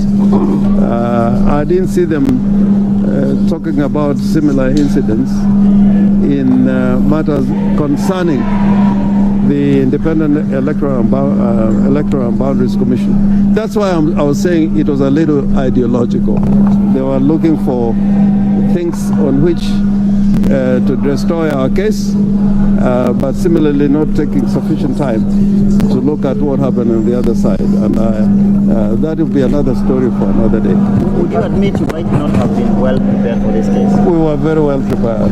I think compared to 2017, we were a lot more well prepared. What would be the 2 or 3 points of mistake that you say the court might have made mistake on that? Fundamental. In 50% plus 1, I think they were ideological. We are using the baseline of total registered voters in the land as against those who turned out to vote. If you read any legal material on what should be a turnout, including the Black's Law Dictionary, turnout is normally based on the registered members in a country as against those who turn out to vote. So there are so many other examples we can take up. Are you still confident you lost on all grounds? Yeah? On all the key 8 issues you lost? The issues that the court formulated, but we're quite happy to live with it and talk about it another time. Philip, would want to say something? Just on the idea that we lost on all 8-9 points, we find it incredible that that could be the holding of the court. In more than several of those cases, we had overwhelming evidence. As my senior counsel, Mr. Orengo says, the servers were not opened. The involvement of the Venezuelans for a full month before, half a month before the election, and up to the 16th of August was not explained. No, it wasn't even offered. We perhaps are a little stressed on the over-reliance of a registrar's report that has no input from us.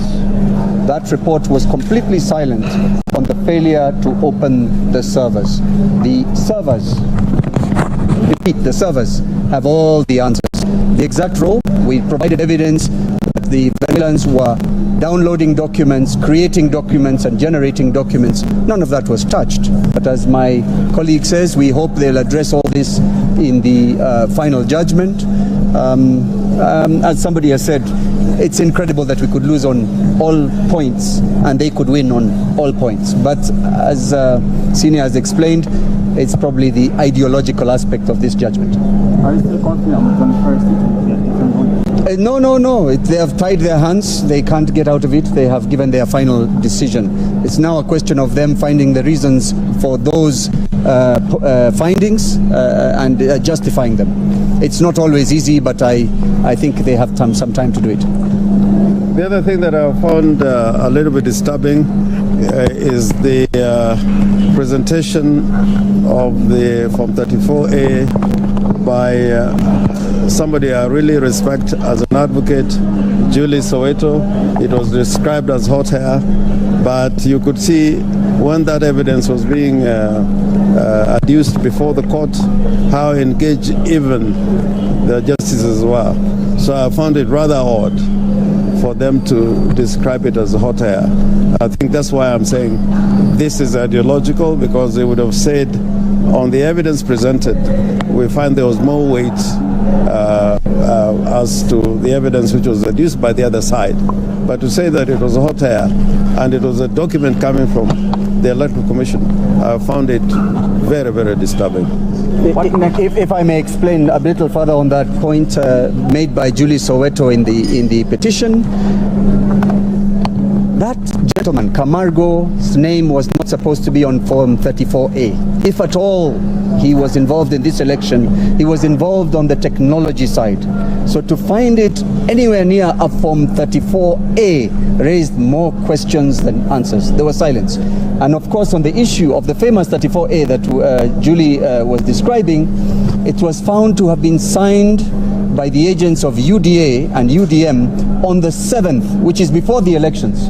No mention was made of that. So many things, many questions, perhaps more questions than answers, but it is the decision of the court. They have to live with it just as we have. Is that all? Thank you. Agenda, Prof. Agenda, may I want to say something? Okay. Sawa.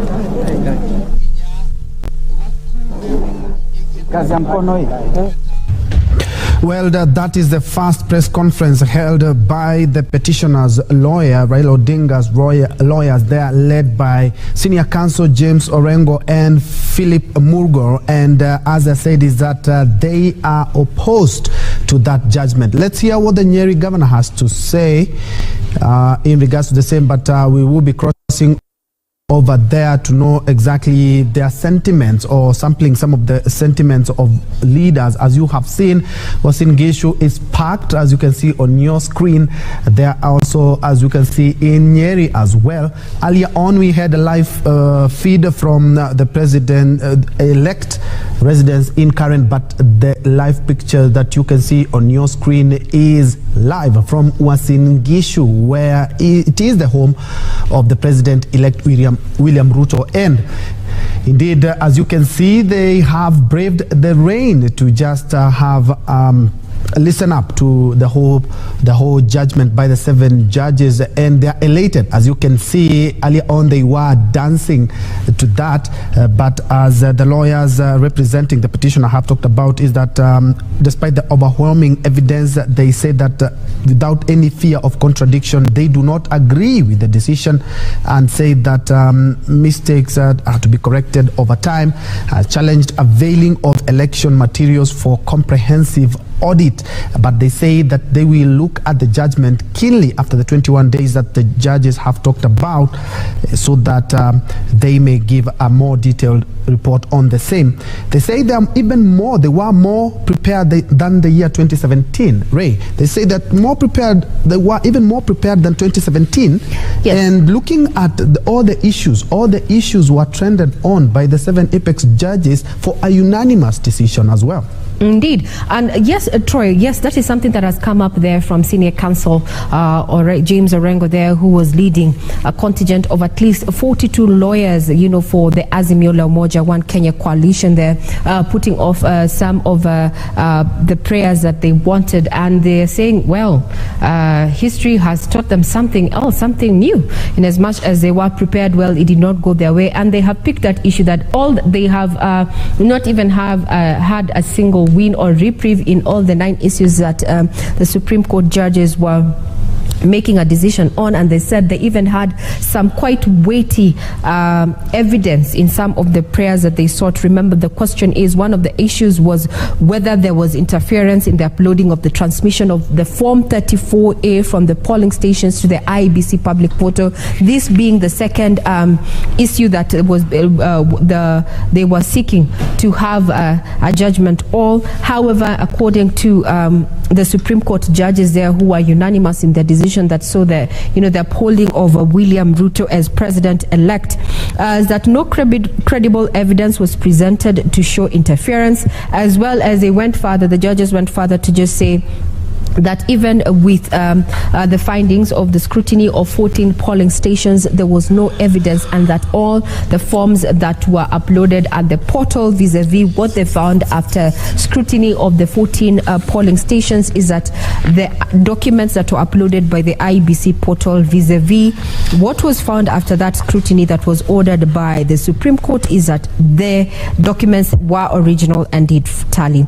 Then also they said that another issue that took is that whether there were unexplainable discrepancies between the votes cast for the presidential candidate and other elective positions, while declaring the judgment there, that are reading out the judgment, is that yet this is Martha Koome there said that this was an unproven hypothesis and there were no significant, rendering them insignificant discrepancies to have the 7-judge bench annul, or rather nullify the election of William Ruto as president-elect in the August 9th polls. Those are just some of the live pictures of what is happening in various parts of the country, including Nyeri, Uasin Gishu, and a bit of CBD there. We'll be having a listen into what is happening in Karen, where we understand that leaders under the UDA,